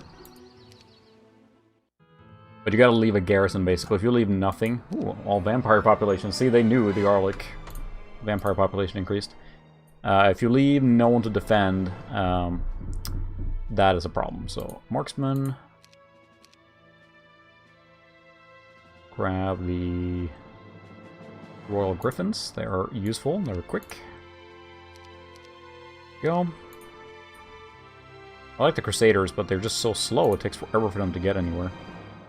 But having a strong range present is huge, because you can really do some damage that way. So let's run down here and see if we can meet that enemy head on. You just keep running up here. Yeah, this is, I mean, it's really nice and detailed pixelated. This still came out, like, you know, in the P1 era, technically. I certainly played this on a P2, I'm pretty sure, but... Oh, hello. 2 heroes. Which one is... Boy. Lots, horde, lots, several, horde, few. I'm afraid that if I fight one, the other one's just gonna come right out there, but it's just packs, so... Yeah, let's just see if we can knock these heroes out. Yeah, that's the thing, it's got a little photorealistic look to it, so... He's got two angels, not archangels. They could not fly the whole way forward, so... No blind will basically make them not see anything. So let's blind those archers so they can't shoot. We're going to fly down and protect our... They look like Fabio with black hair, but... Oh. The angels are the most powerful unit, but they are still, you know, outnumbered, right? Oh, he's got good luck. So these guys, or the griffins and all that stuff, they use good luck a lot, basically. I think I'm going to attack the Royal Griffin instead, because they have more and they will do more damage. Oh, thank you for the blind. He had the same idea, although my 173 would have been more useful than his 31, so I should have held off on the blind since he likes using that so much. Can't attack that guy. So how many are left? 31, 9. Alright, we're going to attack the Griffin. I think I'm going to take quite a beating getting out of this here, but that is what it is. I got to defeat his heroes. I think I got a number on my side, but it certainly would be nice if I wasn't blinded there. So how much is this? See if we can take out the angel with the ballista. Nope, not enough, but we'll heal. Let's show how much health left. Health left 8. Health left 10, so... Alright, we'll heal this guy. This is for sure taking more damage, so... Goodness, it casts blind a lot. That's fine. I don't think I would have done that same move, but that's fine. Alright, can I now cast Cure? So I want my archer back. I want my archer back, baby, back. No. Ouch. So how many are left? 4. There's 9 there, so we're better used with this, because that's a lot of marksmen. Kadoosh! Yeah.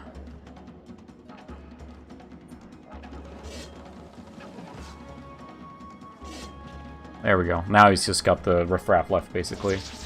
Including his archers in the back there. Ow. Got more than you. Actually quite effective, because there's so many usually they're really cheap to have, so... We are going to fire at this guy here. Closest. Let's see. Health left 13, health left 10. So we'll heal this guy. Keep firing. Yeah, usually a good contingent of archers in this game is really powerful.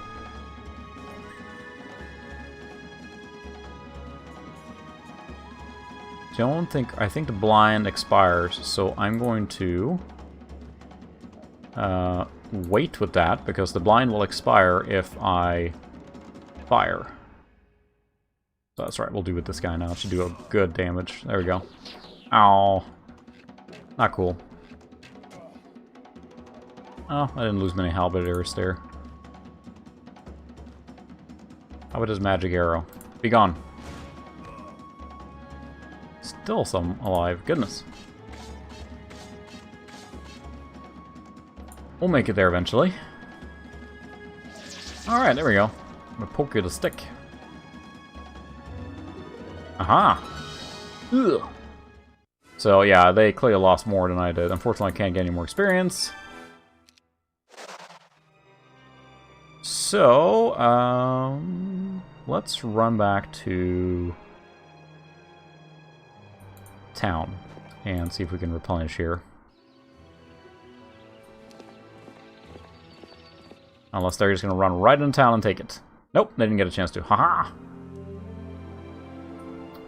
So, we're going to see how I can do this. We'll go here. You'll go... Dang it, can we still not reach? Alright, how about this? Get some Magi, get some Crusaders. There we go. Now, can I attack this guy? Yep. See if we can just smack him out. I appreciate the supportive yay there every time I win, so...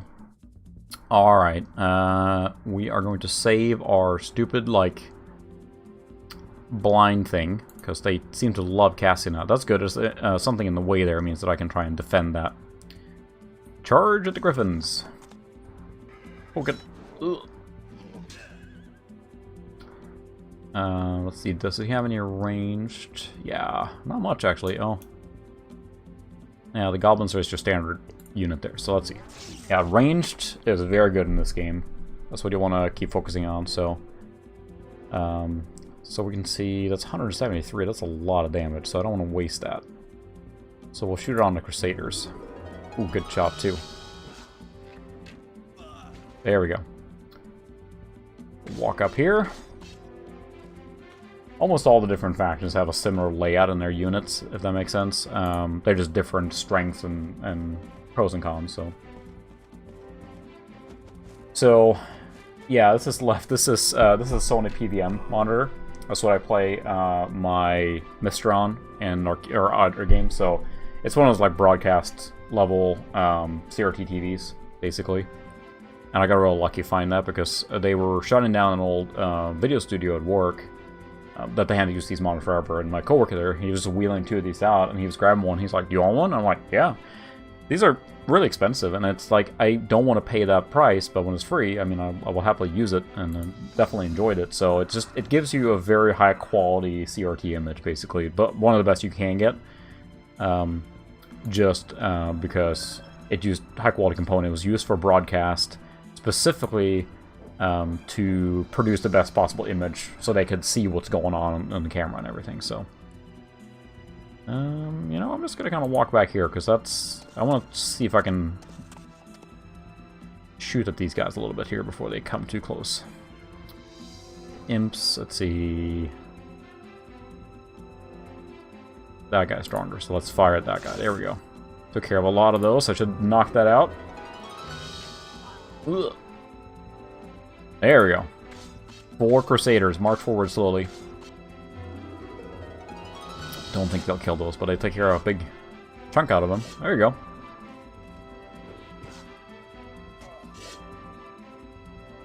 We're coming, hang on.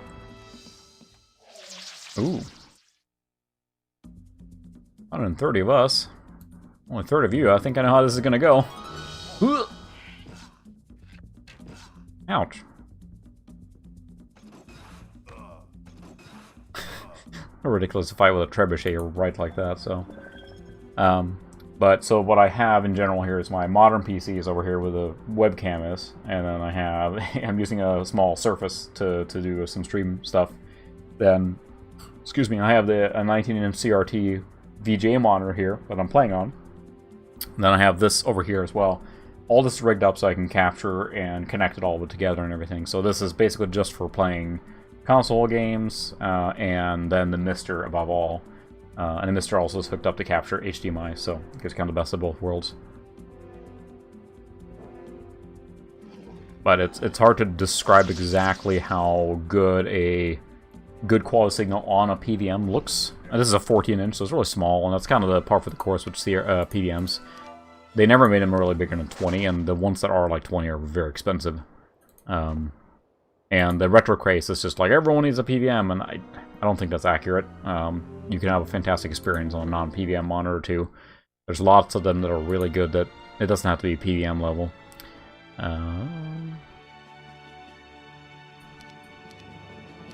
But it's just certain YouTubers just like, oh, we only use PBMs and that's the only thing you need and can have, and like everything else is just the retro craze going nuts again. So I don't think they're worth what people are paying for them, honestly, but there's a limited supply, because broadcast monitors, of course, were recycled, aren't being used anymore, so once the supply dries up, then that's it, you know, there's no more. So I think people have realized that and gone just lots of empires. Alright, we'll go this way then. So supply has dried up, and that causes, you know, demand hasn't gone away, it's gone up, and supply is lower, and that means that prices shoot up. Like everything else. So again, you don't need Castle Grayskull. It looks very much like Castle Grayskull there. You certainly don't need a PBM to enjoy retro games. I just happen to get one laying in my lap, because I would never pay... Oh, hello. The prices they do want for them. It's just nuts. So, alright, I guess we're fighting again. My goodness, how many heroes does this guy have?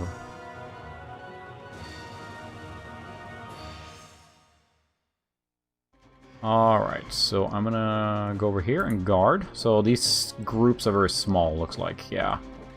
It may look intimidating because it takes half the screen here, but if you look at it, it's 2, 10, 19... Yeah, this is a very small group. It looks like it's just probably 1 or 2, like, recruitment drives, basically. Yeah. Should not be a huge problem. We'll take care of these Crusaders. Then we'll take care of his archers. Then we'll walk daintily across the battlefield, very slowly. I guess we'll walk some more. How about there? Up, up, up, up, up. Up, up, up, up, up. So this series is now up to 8 at least, I think, if not more. I could be wrong there, but there have been so many Heroes games that they just kept doing the same thing over and over. I have no one to heal, sorry.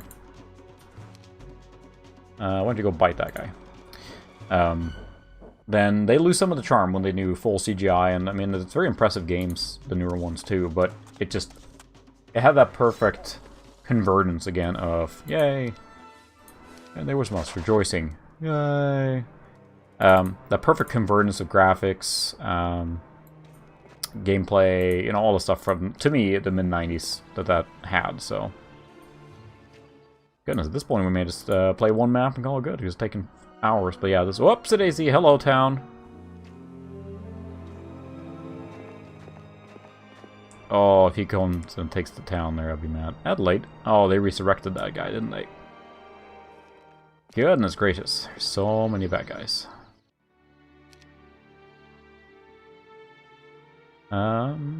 Zealots, we need that.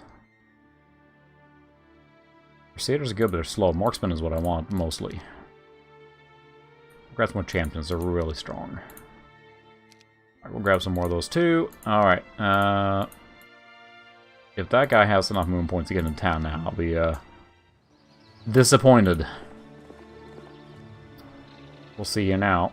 Oh, he cheesed out. No, never mind. Oh, he didn't make it. Fantastic. Am I gonna make it? Oh, you're kidding me. Look at that. Anything I have that can increase my movement speed.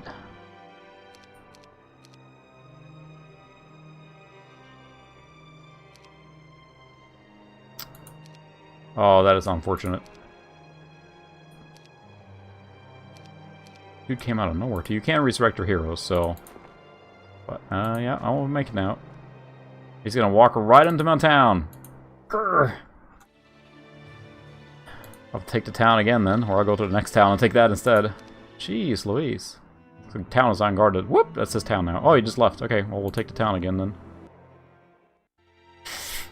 Fair enough. We probably just grabbed all the units that were in here. Alright, well, we're gonna take care of that now. That's true. I should go back to sci-fi. Any thoughts? I'm sure I can think of something otherwise.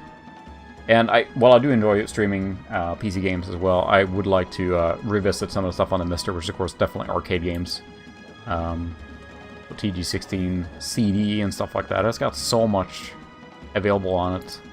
Also playing maybe even 486 on the Mister, because it has a core called AO486, which basically mimics then a 486 computer up to like 90 megahertz now, I think. Ooh, nice. So it's actually quite powerful. Ow. Ow. Oh, yeah? Where's my cure? So I'm sure I can find some old retro sci-fi game and play. There's plenty to pick from. I haven't done any simulators either, like, you know, not necessarily flight sims, but they're sci-fi games. I think it's some set underwater, things like that, and there's a lot of options there too, sci-fi related. Something else, you have your TIE Fighter and X-Wing and all those good stuff too if you're playing that kind of game. Then I got to grab the joystick, of course. Able to beat them pretty easily here, but halberdier. Fire at the archer. They do so much damage.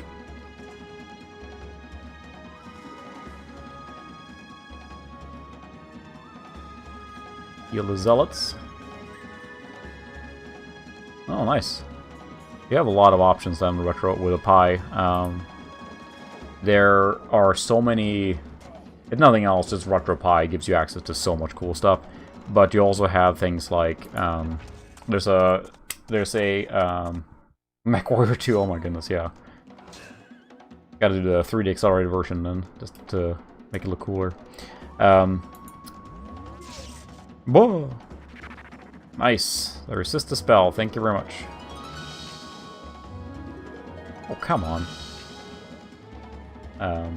There's someone made it was called DOSBian, which is basically a DOS. They're trying to it runs DOSBox on it more or less, but it's trying to be a one-to-one on the Pi. So you boot it up and it goes right into DOS. So now you have a DOS machine, and the emulation level is pretty powerful by now. I think it runs a lot of stuff really well. Here, take care of those archers. There we go. Ow.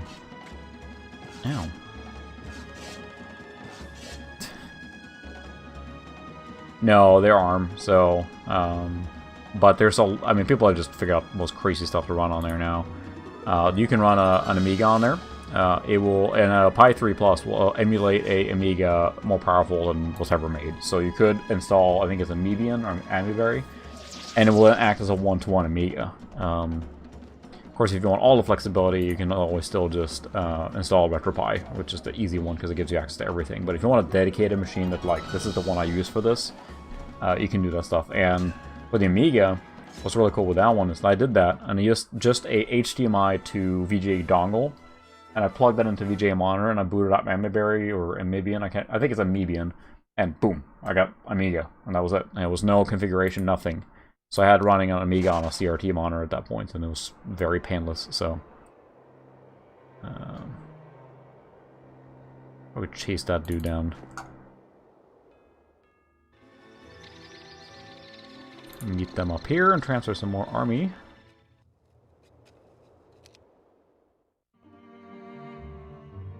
Cranking out heroes, my goodness.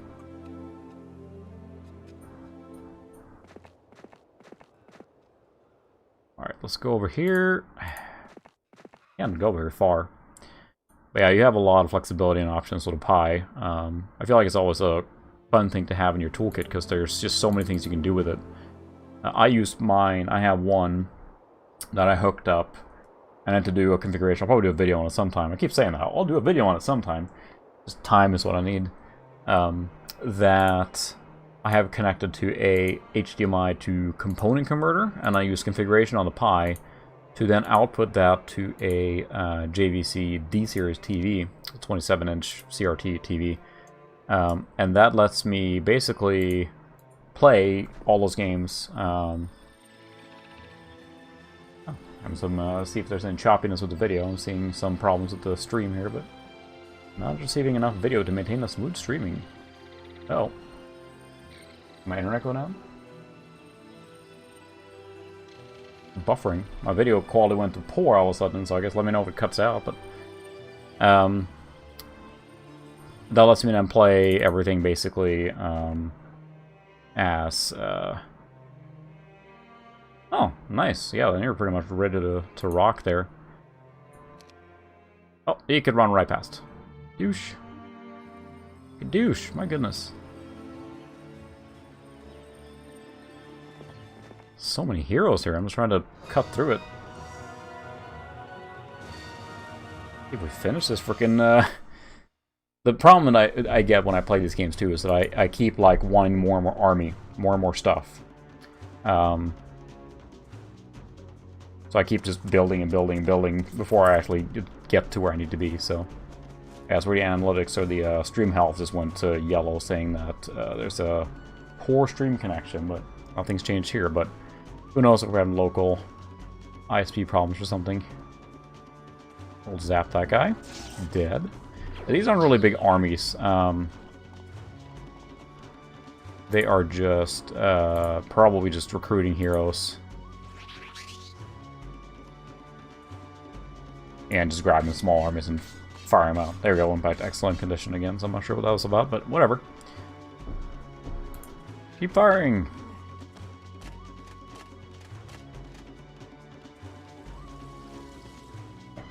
I'm hoping at some point I can get large enough. I do it. I'm on Twitter now too to just communicate with people, but if I get to 1,000 subs, I'm hoping to produce more videos. I have several videos planned now. I'm trying to get more in a groove of making videos, so I'm hoping to crank out some more here now on a more frequent basis, while still streaming. I'm still not going to cut out on the streaming. That I can get up to 1,000 subs, because then I can post community messages, and that will make it a lot easier to communicate with people when, you know, hey, what people post back? What do you want me to stream this Thursday? Or no, something like that. I can't really do that today except use Twitter, so.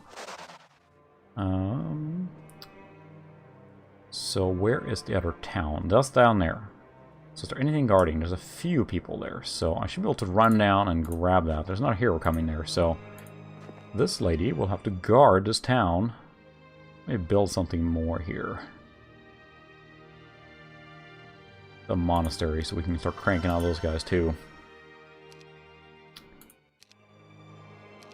Because what I'm trying to do with videos, I do enjoy making videos. They just take a lot of time. We'll fight that one too.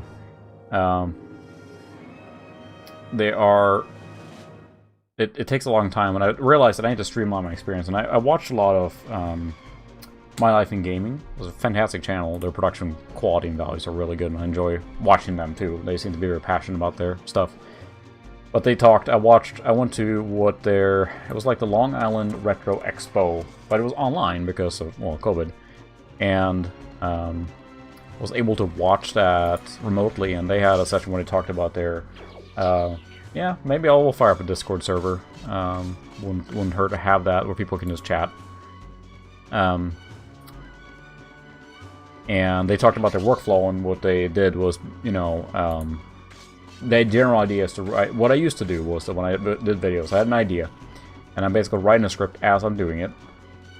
Those guys shoot, so let's shoot first. There we go. I would start just randomly filming some stuff that I felt was appropriate, and then I would start putting it into video editing, and then I would just write a script as I was going along, and then I would do reshoots back and forth like that, and it was pretty inefficient, and I kind of felt like I didn't have a cohesive vision of the video. So what they recommended, or what they were talking about, is that they were writing a script first, which makes total sense. So what I'm doing now, I'm trying to, yeah, it's a fair point. It's free, so why not have it? So I'll probably fire that up. What I'm doing instead is trying to write a script with what I want to cover. Then that might be more fluid. It may have direct dialogue on what I'm going to talk or say. My goodness, is there a hero coming from up here? That's a tiny hero, so we're just going to go down and take this town, because I think we need to take that town. Be over with this. This lady can stay here and defend. She might get to go in on a battle here soon, too. Do we have any stuff I can grab? 000 across the board, so... once then I'm done with a script, I am just cranking out heroes up there. All dwellings increase population. Good. I gotta fight the vampires? Alright, fine.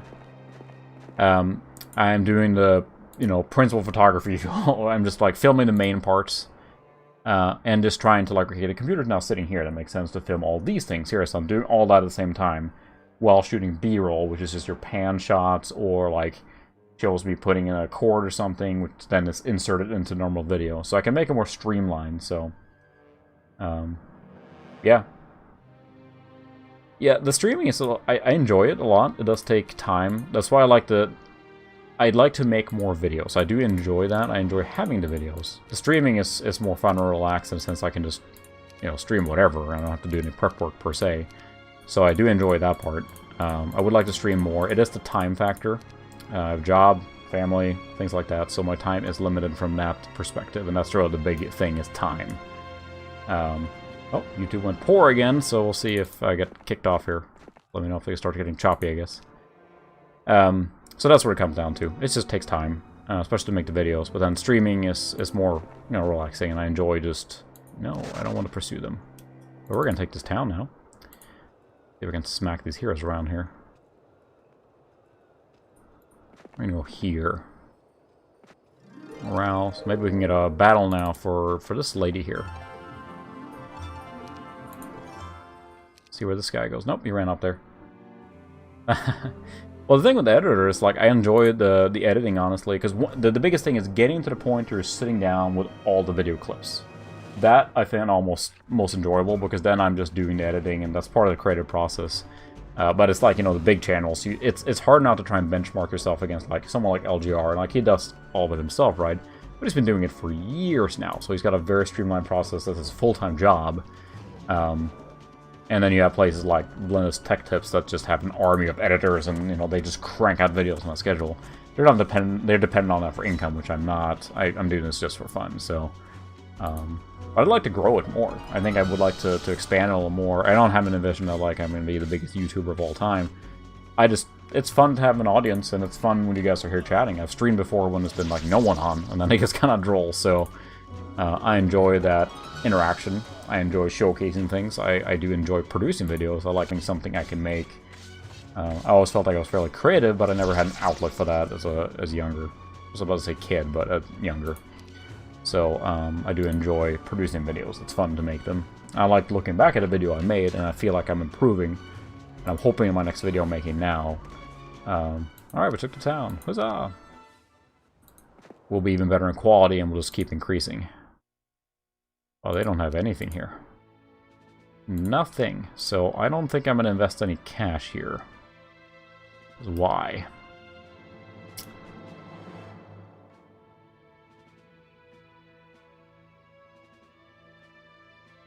Yeah. Yeah, it's a bit of buffering. I am not sure why my internet connection went to poor. That's unfortunate. Why is...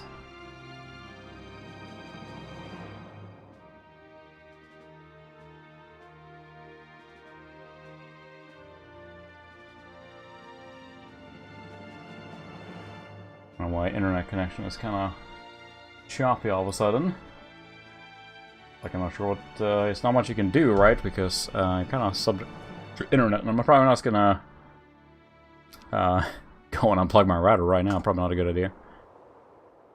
I need to grab that. Yeah, the next... I have another build video planned as well. Not so much a build as a refurb, but it's like, I'd like to do more videos in general, right? I clearly don't make many videos, so I would like to make more, is what it comes down to. Because I have a lot of ideas. And I really like to produce more videos. Be build videos, showcase videos, retro videos, everything basically. Because I have a lot of ideas for videos, but it's just the time to make them, so... It could be Windows updates for all I know. It's true.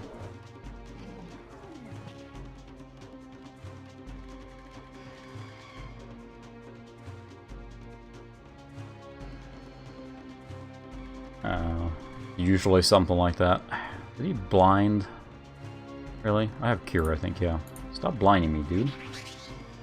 That's weird up to, but puts in the Matrix, yeah. Just slowing down, unless my ISP, I have Cox here, and they might be just like, eh.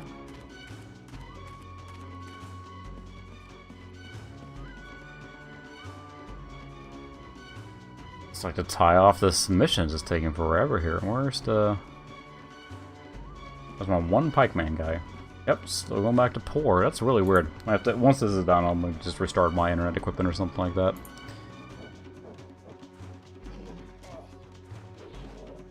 Just, it would be nice to finish this map. That's all I want to do now, is finish this.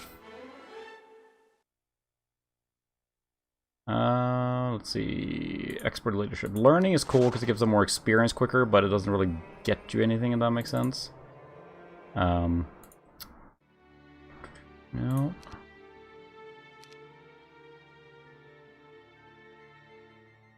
Alright, this level is taking forever. So where's the last town now? Is it up here somewhere? Because there's nothing here. It's got to be up in the brown area there. So let's make haste, post-haste for that. And I think all the heroes must be basically dead now. Unfortunate, because that last town, my hometown, has a ton of units now, but I'm not going to ride all the way down to get stuff there. It would take so long now. I just want to finish this stuff. Okay, yeah, it's still just showing poor and buffering and...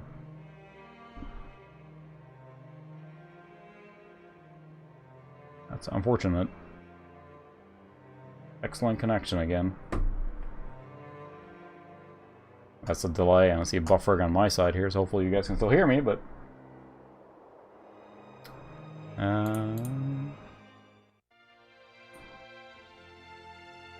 do stables.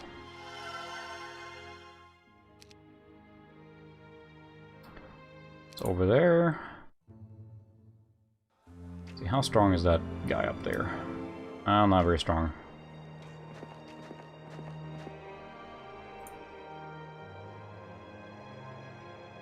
So, I guess we will give that army there and just let our final dude just run up and wreck stuff.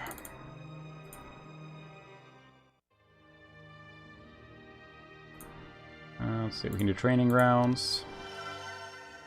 Get some champions in there. Next turn.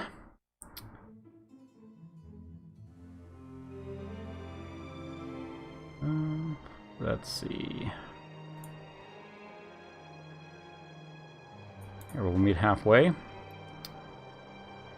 Grab the stuff. That's true, it does very delayed there on the... I said I'm going to try and mess with Streamlabs. I think Streamlabs does better chat, since this is just a web browser, basically window that's taking care of the chat, so...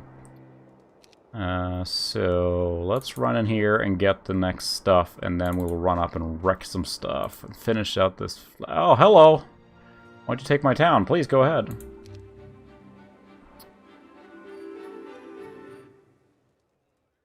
We'll just fight that guy. Goodness. Oh, I believe it, yeah. We don't have many service providers. The neighborhood I live in is... It's fairly new. I mean, not that old. But they built new neighborhoods around us. And it was certainly before they had any fiber. So there's fiber up the hill. There's fiber down the road in new other neighborhoods. Our area will never get fiber because they're not going to come back here and dig up the street right and do it. Because most people here are fine with their Cox as the internet provider. And they've been fine in general. Can't complain too much. But it would be nice if they were better. But it is what it is. I don't have much choice. So it's weird because growing up in Sweden, there was a huge investment into infrastructure and fiber networks in the 90s, government sponsored. And so that meant that fiber was everywhere. Small companies in small towns could all of a sudden compete because they had fiber. My parents live out in the woods, have fiber to their house, which just seems ridiculous. They got better internet connection than I do, and they live like 15 minutes outside of town, so... Which doesn't seem quite fair. The connection is excellent again, but you never know if it's just a backup process kicking off, or, yeah, I do have stuff that runs, you know, trying to think, like, I have, like, you know, cloud backup stuff that kicks off occasionally, and who knows what, so.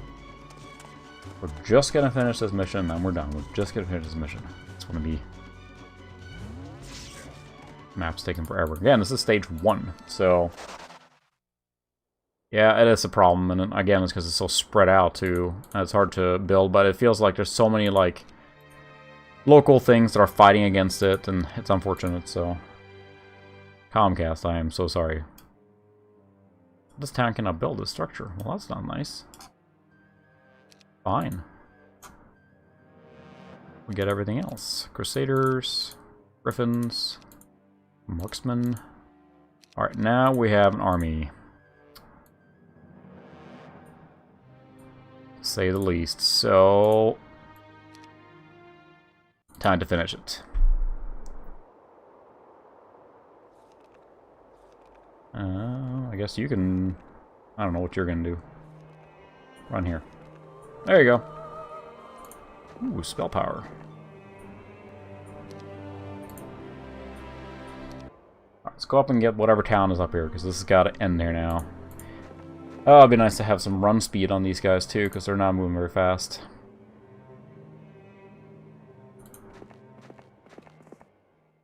Here, we'll keep them busy.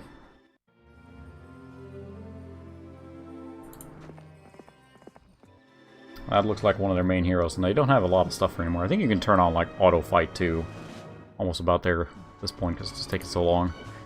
Again, this is the first mission, so, yeah. You better be liking, like, long-haul strategy games, because this is, but... it's still really fun. Although, I found that when I was playing it back in the day, I would play, like, in big bursts. Take a break, because, I mean, it's the same game over and over, right? It doesn't really... bring anything new to the table. It's fun to play as a different characters of different towns, if you will. So you can see some different stuff. Stop blinding my marksman. I learned pretty quickly. I might as well just, you know, not cast a spell, because they clearly like using that. Blind. So who dies? That guy. It's not as worthy in splitting up the archers. I might do that because then I have another slot and then I get 2 shots instead of just 1 mega powerful, right? So I'm probably gonna do that. Normally you'd have the angels in the last slot there, but I don't have any angels, so it doesn't really matter. I don't think that's gonna work out for you. Aha, good luck shines on the ballista. Ouch.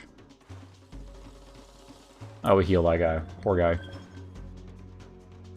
Alright, bite that guy and be done with this here now.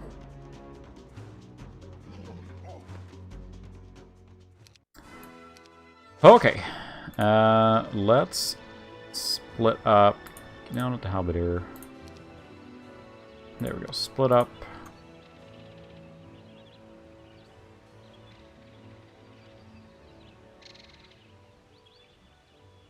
There we go.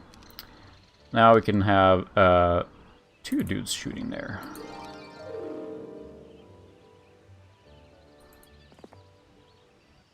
I don't know where you're running, but let's see. Yay! And there was much rejoicing.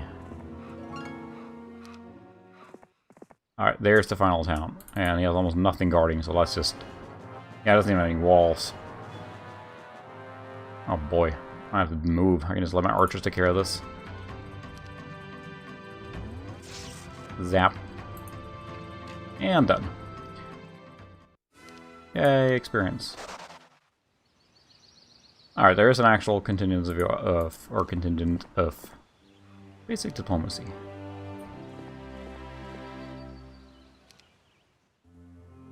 We put a... just gonna keep fighting these freaking... alright. So this is what you get default when you hire a hero, basically, so...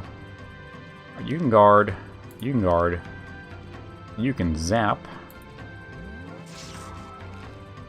Yay.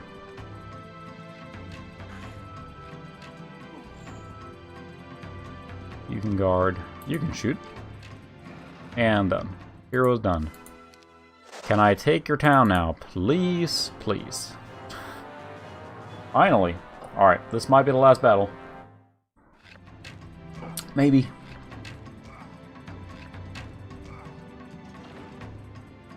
So imagine, like, the bang for your buck you get with this game when you bought it back in the day. considering how long of a playtime this gives you. It's pretty crazy. I mean, it depends. If you want, you know, more of the same, right? And it's fine. But it is a very, very, very long game. I certainly have never beat any of these. Not that I tend to beat games again.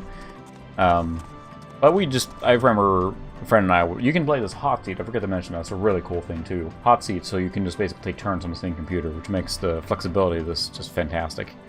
It's a really nice way to play it. And I remember playing that a lot too. We would sit at the same computer, you know, grab snacks after school, and can I take care of that? Yes. And take turns with hot seat. That was a really fun way to play the game. Even the archer wants to finish this. Yay! Huzzah! Okay, is that it? Did we take the city? Is there anyone left?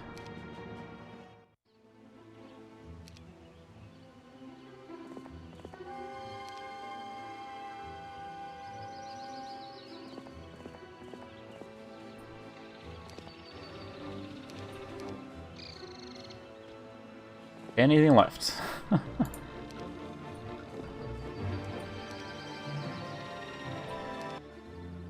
What on earth is left? Is there a hero somewhere?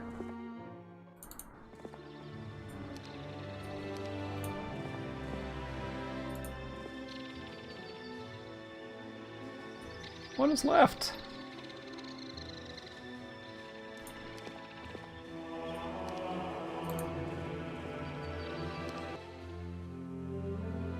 Oh boy. Alright.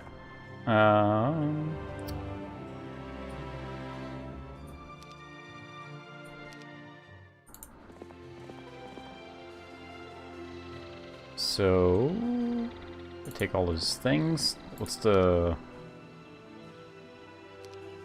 very objective thing?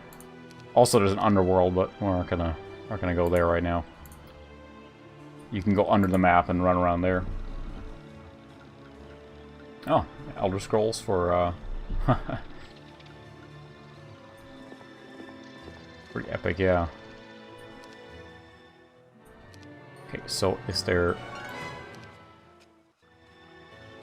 I should have read the instructions, but or the... Are hero somewhere? No, I don't see anyone moving around. No town left. Can I view objective somewhere?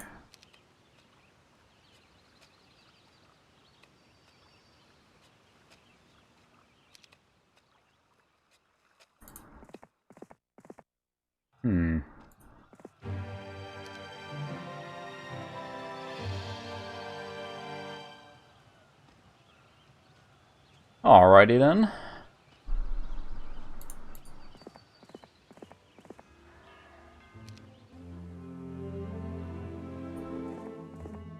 We can check the manual. See if there's anything that says about mission objectives, because I can't remember now.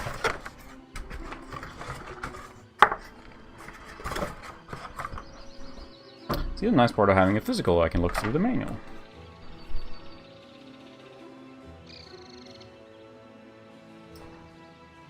World reference, keyboard shortcuts. In section 4.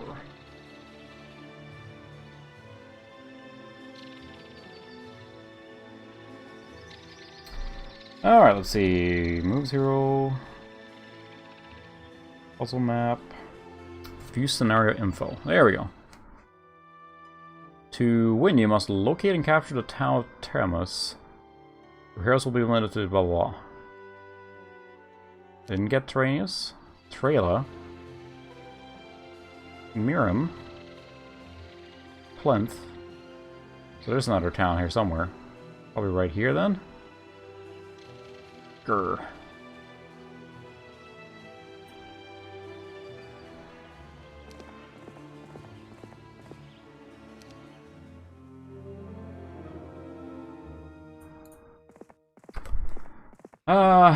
Yeah. I mean, that's gotten a lot better. I feel like, you know, we can talk about retro games all day long, but a lot of the games have been more streamlined than they were back in the day. Not saying they're bad or anything, but in this case here, like, the game just stops until, you know, I do exactly what they want me to do. So it's just one part of it, right? I interrupted the path. I can't go there now.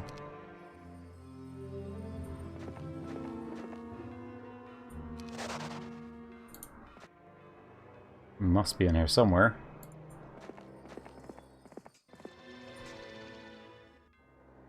Was not down there. Doesn't look like it's there, but it would suck if it's down on the island there, but I kind of doubt it. It's got to be in here.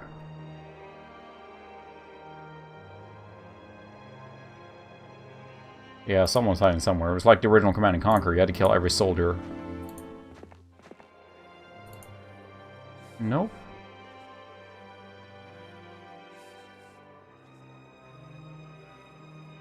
Can't possibly be down there, right? That would be just ridiculous. Here, we'll hire a new hero and go check it out. I'm not riding all the way down there. Cleric, sure. Got it. Get some dudes.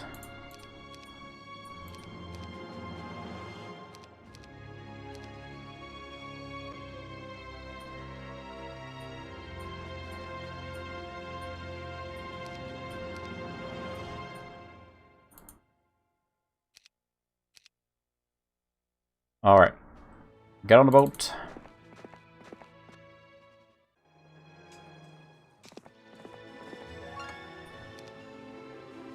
So, just taking all his resource things here because I have nothing better to do, so... Or stream connection again. What's up with my internet? I feel like I should reboot something. So, nothing here.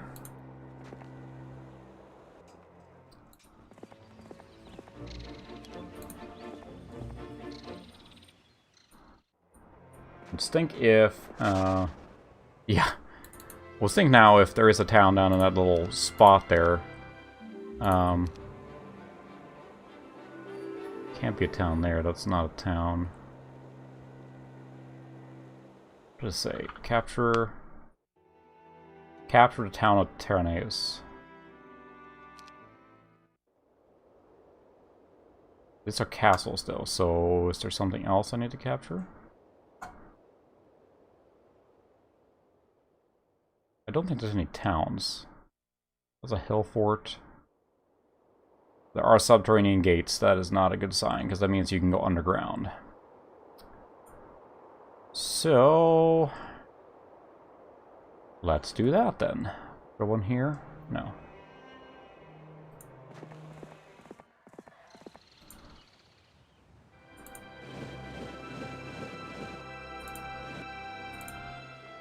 No, it can't be a town there.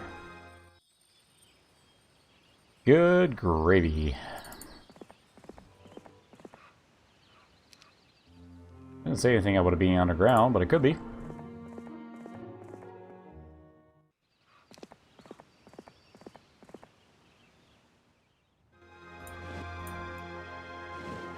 Oh, fortunately nothing there, but it's a sea chest. Ooh.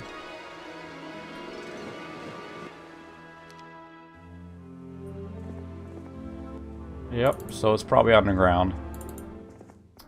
There we go. I'm not even gonna bother you moving the other guys anymore. Oh, we attacked. There we go.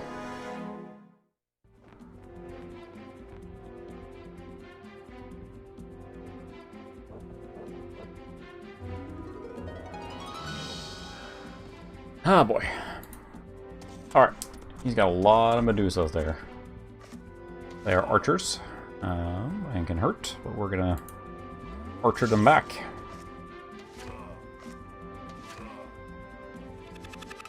No. Curse. That's right, we have Cure.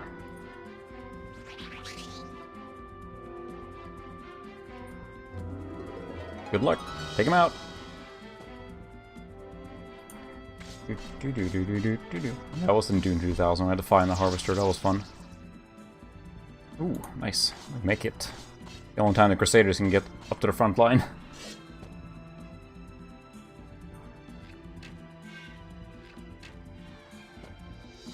Alright, now we're making a dent here. Got a town. So, I mentioned earlier, the game has an underground map, too, that you can go under. Not every level has one, but that's where they're hiding. They're underground, because why not? So, they dug down into underground, so we gotta go find them now. I appreciate everyone sticking with me here while I am, like, stubbornly trying to finish this, because I will finish this one map.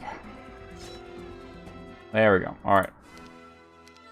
So yeah, it's an underground tunnel here. So the town is probably down here somewhere. We will find it. I don't know where you are. I can tell you this. No. Oh, crying out loud, how far is this going to go? All the way, apparently. Normally here, if you were really committed, you'd be running around with your heroes and grabbing all the upgrades and everything that are on the map that you can get for heroes, because a lot of them are usable by hero one time. But, there's not a hero. I just want to be done with this map now. I'm going to get more and more of his stuff. Goes to poor video quality again. Unfortunately, I've been able to stream no problem forever now. Every time. It's the first time I think I've had connection problems. It's good, I guess, but it still stinks.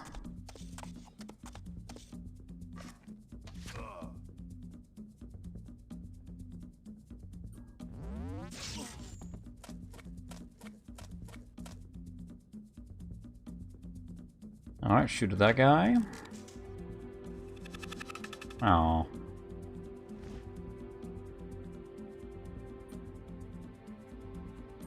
Here?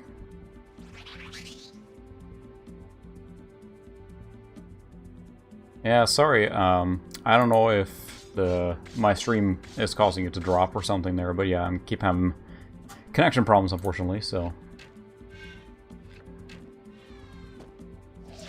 This is by far the longest stream I've done, too, so. This is stubbornness now, wanting to finish this. I've already invested so much time. I can't, too. Feels my pain, or she just wants me to go to bed. Alright, kitty, we will finish this. Where's the town? Where's your town?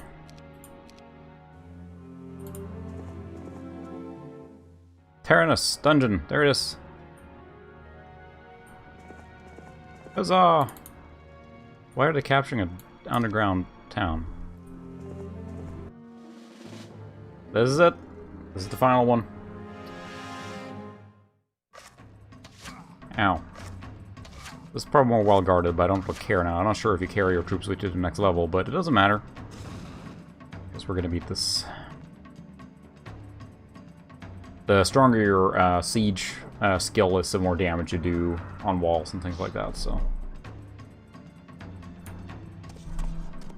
Thank you for flying out here so I can hit you. Yay. One guy.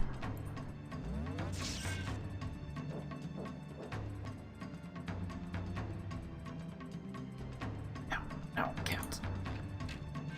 One of those cats that she can never, like, sit still. She has to, like, walk around in circles on me all the time. Great, yeah, I love you too, Katie, but it hurts. What should we take out next? We'll do those guys.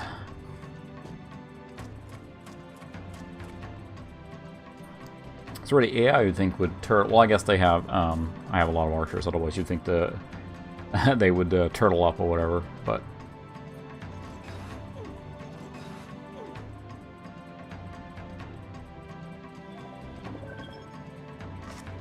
Next round begins.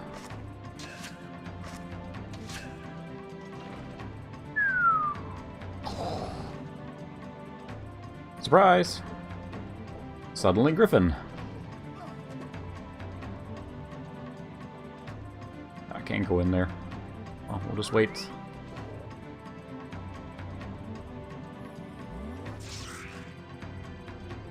Alright, here we go. Huzzah! The Pan has been vanquished. You captured Tyrannus and are victorious. Huzzah! That was an easy difficulty. Whoops. That's fine. No one saw that.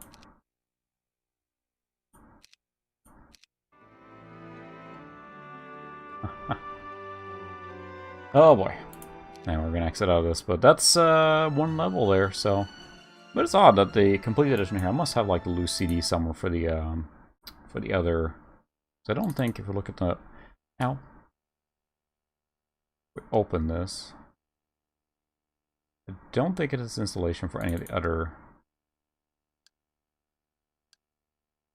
No, that's odd. I must have loose CDs or something somewhere, because I definitely have the complete, unless it's weird. I might have bought the Heroes 3 at some point before, and then bought complete after. I can't remember now, it's weird. So there's one bag of box games that I lost at one point or another during some move, which is unfortunate, because there was, 20 plus games in there that were really good. Settlers 2, among others. Theme Hospital is hard to find now, but anyway, it is very late, so I definitely appreciate everyone hanging out all the way until we finished that, because we did manage to beat back Tyrannus, whatever that was there. They were hiding underground. So that was close to over 2 hours for one map. One map. So that's kind of how that game is, so you kind of got to commit to playing it. But it's one of those that you kind of come back to and play and then leave alone for a while, right? So yeah, I'm gonna have to call it there now. Cat, time to get down. Yeah, that's a long stream. I'm hoping to publish a video here within the next week. Really hoping to get that out. And then we'll see. I will be out of town next Thursday, actually. So that will probably affect my streaming. I may have to stream on a different night. I'll post on Twitter if I do, but you'll also see me online at that point. But yeah, totally forgot about it. We're leaving town, so I'll be out on next Thursday. So no stream next Thursday then. But I will probably stream on a different day, maybe. We'll see. But anyway, appreciate you guys hanging out. I gotta go take a break now. That was a long stream, so I will see you. Oh my goodness, get another cup of coffee. I will see you guys next time. Appreciate you hanging out. So good night.